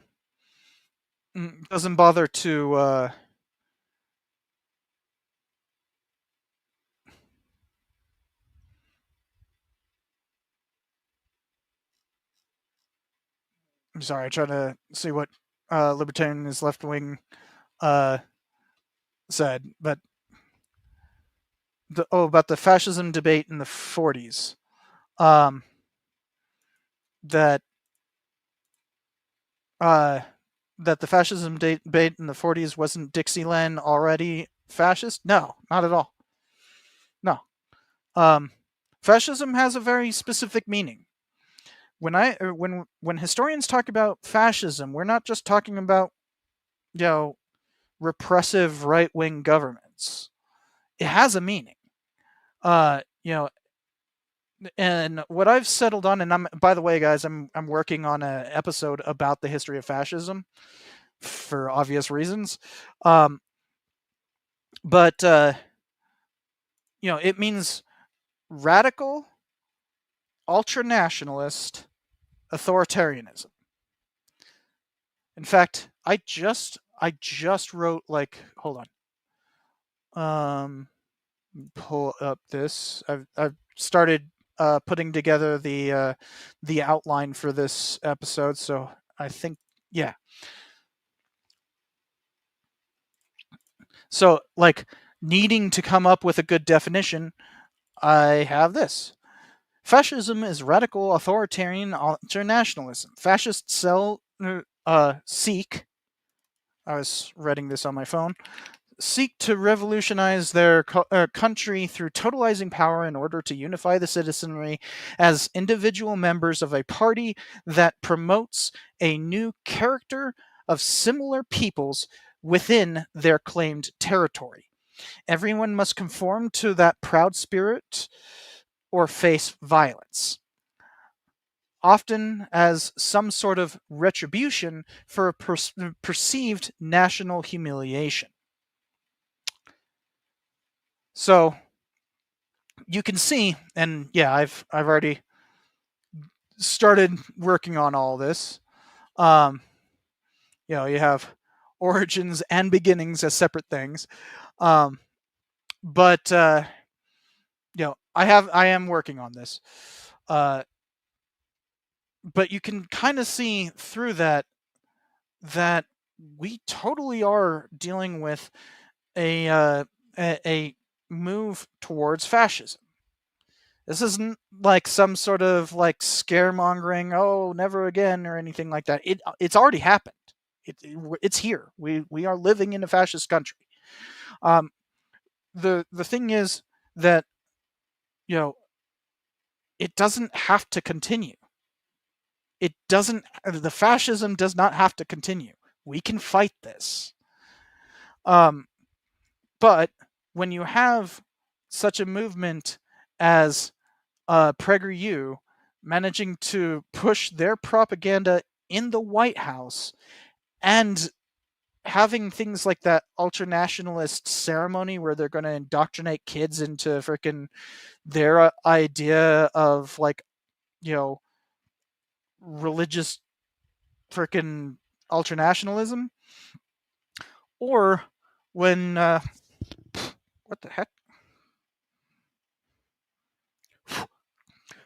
Oh, that's the problem with having a cat. I have I just had like a big batch of hair just land on my and there is a gnat in here too. But I just had like a big batch of hair land on my glasses. He is shedding. But you can, oh man, 3 freaking super chats in a row. Thank you for the super chats, but I'm also trying to close this up, guys. But you can see that they are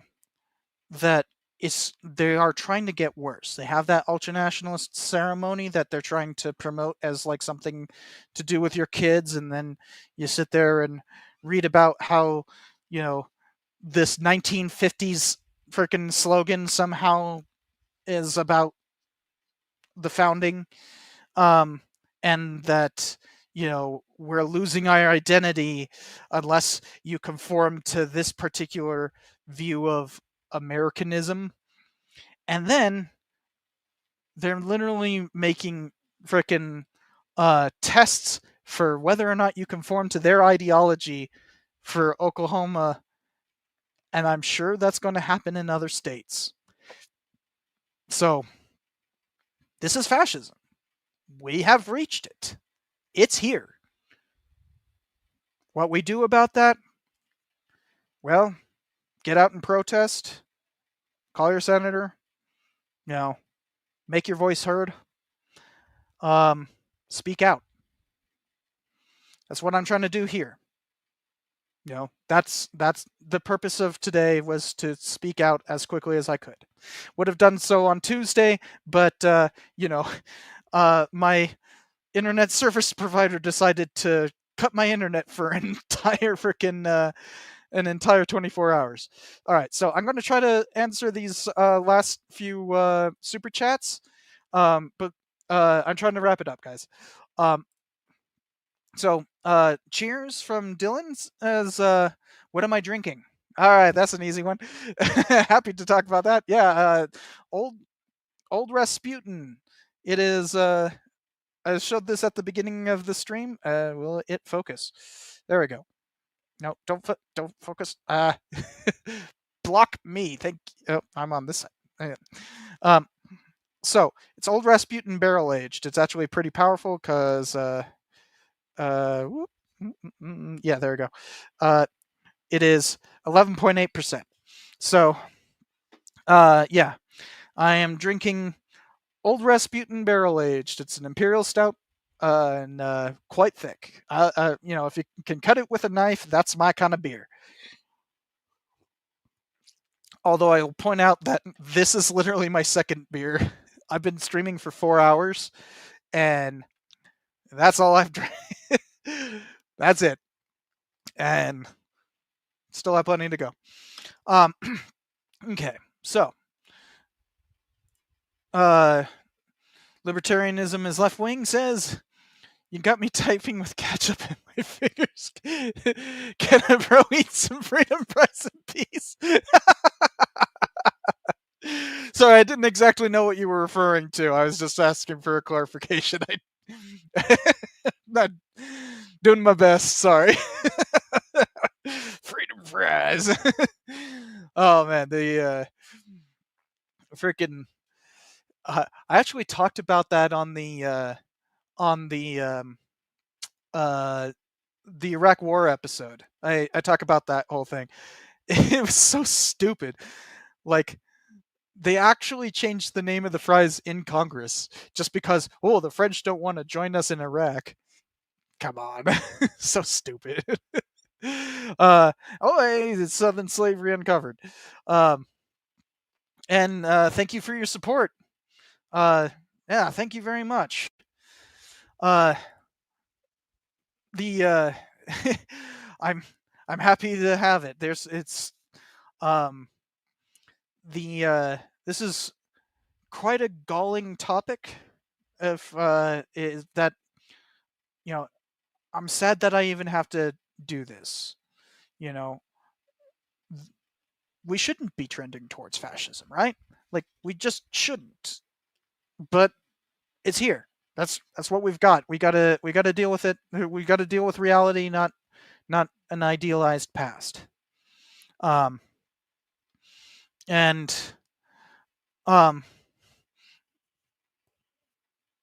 the